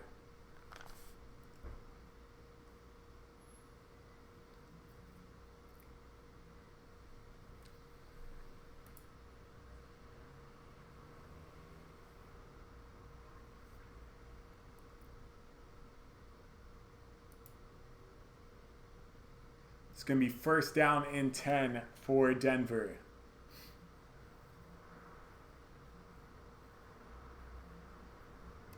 Tim Patrick's in the game.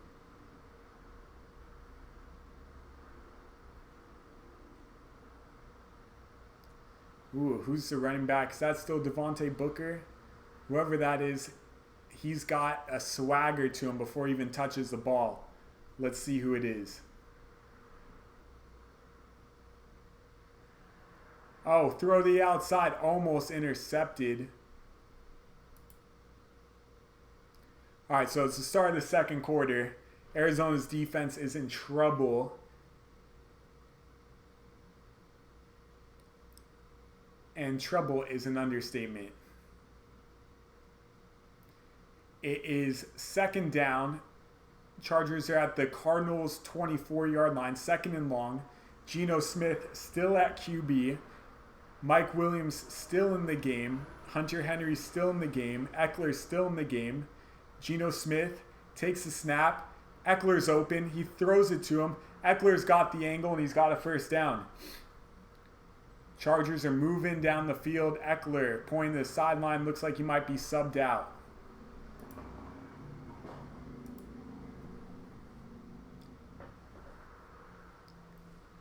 Vance Joseph getting another head coaching opportunity. All right, so it's 1st down and 10 at the 15-yard line. Geno Smith in the shotgun formation. He's looking, he's scrambling, he's making a run for it, showing his vintage. Geno Smith wheels, picking up about 9, maybe 10 yards. We'll see where they spot it. I'm sorry, Tyrod Taylor. We got so many quarterbacks that seem the same. Tyrod Taylor with a big 9-yard scramble right there with the little juke step, the hezzy, and then he just runs to the outside and gets the, we'll see what they mark it. 1st and goal. A lot of tight ends in the formation. Jackson, Mike Williams, the stars. Tyrod Taylor might throw a jump ball to Mike Williams right here, just because He gives it to Jackson. Jackson's got a lot of green. He jumps in the end zone. He scores. It's a touchdown. Justin Jackson. 6 yards out. Chargers are up top, 7-0.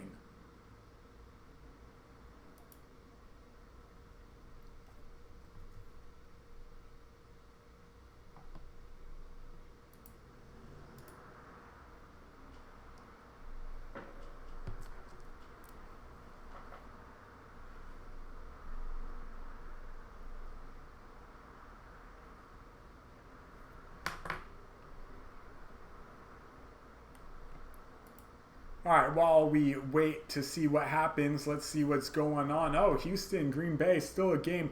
Boyle, 2 touchdowns. He finds Lazard. But Joe Webb not going down quietly. That is for sure.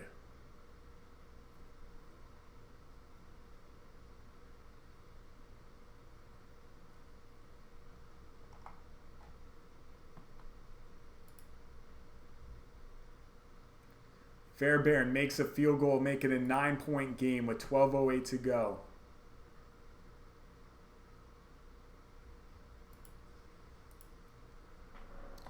All right, so we're going to see more Kyler Murray right now. I assume we're going to see more Kyler Murray. One series really wasn't enough.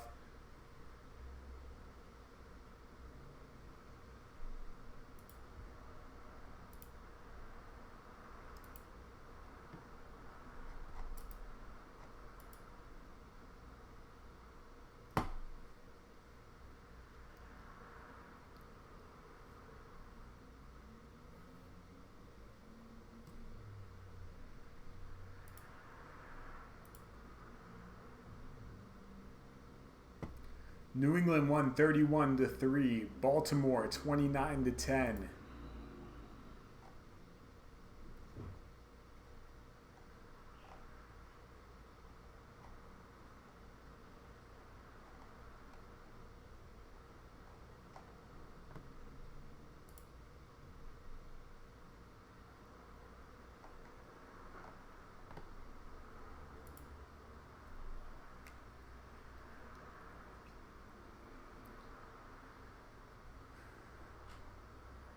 All right, so here comes Seattle. Still Geno Smith under center. Geno gives it to Penny. Penny makes a man miss, breaks a tackle, picks up about 3 yards on the play. All right, so let's see. It looks like David Johnson, not sure if he's going to come back in this game. It's really about developing Kyler Murray right now.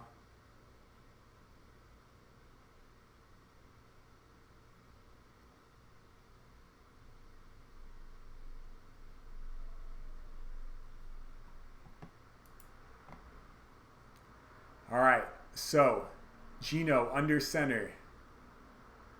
Play action pass. Comes back the other way, almost intercepted. Would have been a huge momentum shift had that been intercepted. 13:33 to go in Arizona. Tyrod Taylor on the sideline with his helmet off. Talking with Rivers. He won that passing touchdown. He's looking very solid. His day may or may not be done.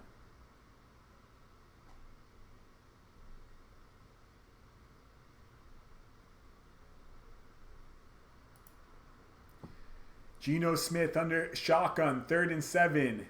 Comes back, throws it to Metcalf, too high, too hard, incomplete.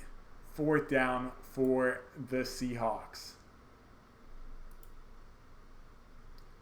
So let's see what the Cardinals come out with.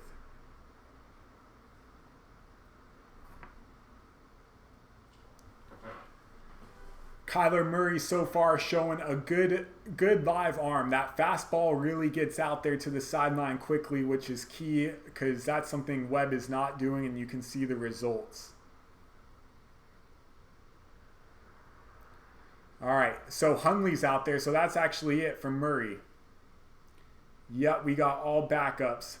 for the Cardinals. Hundley is in there early. Murray is done after one possession. Edmonds gets the carry. It's all backups.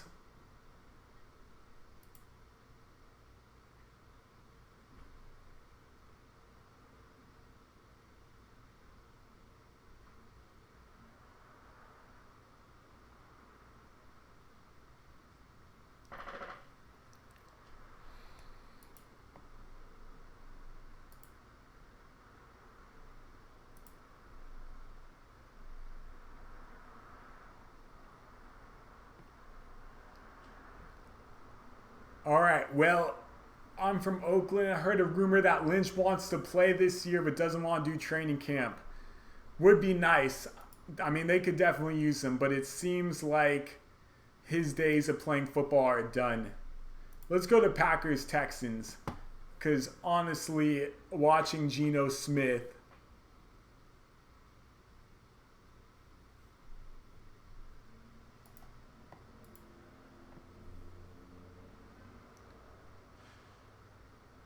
looks like Boyle's done too. Oh, but there goes Dexter Williams. Let's watch Dexter Williams run out this fourth quarter. Big, big hole there. Dexter Williams having a very nice game.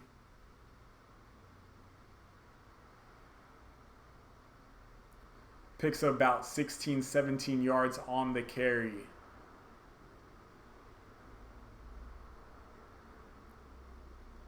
Boyle is done.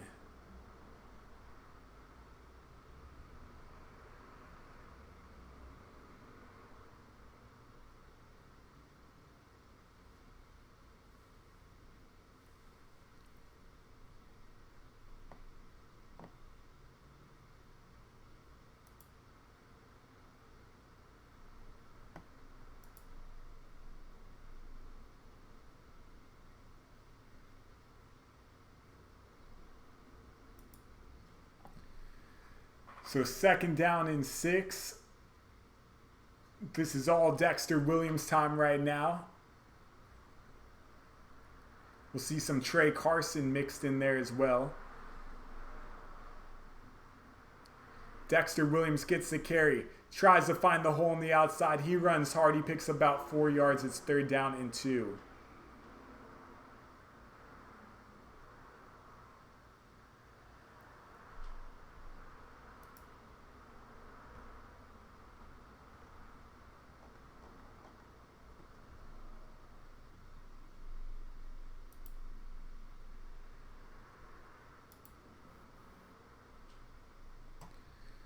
So here comes Brett Hundley, 3rd down and 6. Gets the Chargers off sides, free play, throwing it deep. Oh, Ricky Seals-Jones one-hands it.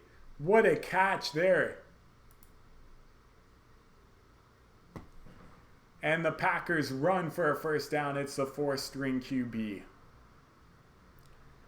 Well, they could pretty much ice the game right here. Fake it to Dexter Williams, and great job.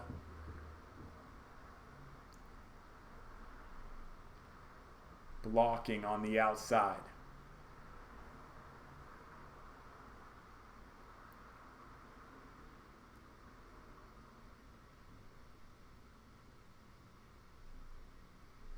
They give it. Oh, Dexter got a penalty.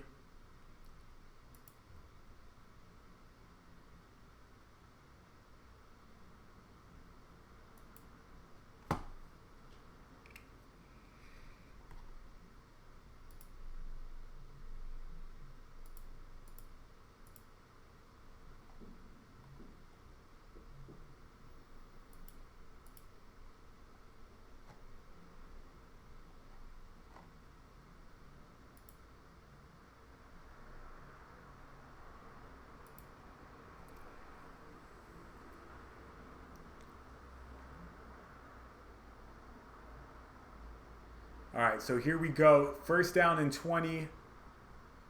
Play action pass. Throwing deep. Oh, and it's dropped by, no flag. Wilkins threw it too high. He had a wide open Taylor. Chargers defense now starting to suffer a little bit. Brett Hundley getting his team deep. He may only play a quarter if the Cardinals score on this possession.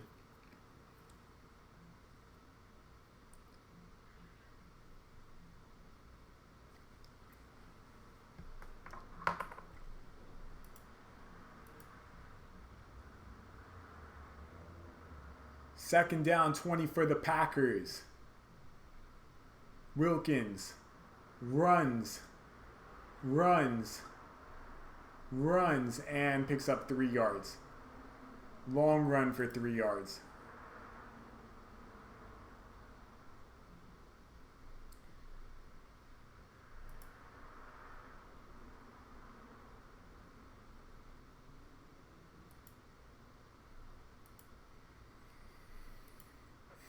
Second down and 10.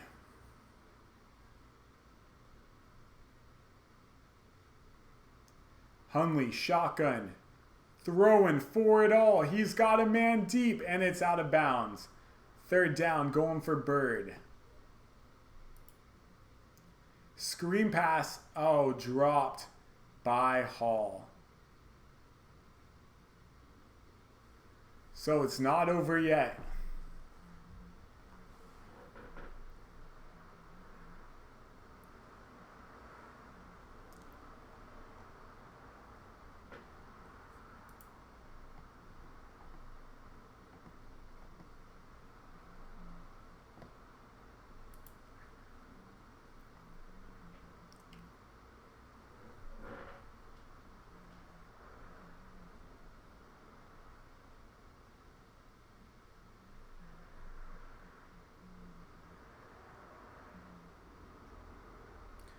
Okay, so this game looks like it's over. I'm going to call the end of the Beastcast right now. Don't forget to sign up. We'll be doing another one soon. Sign up for the promos above and have a great rest of your evening.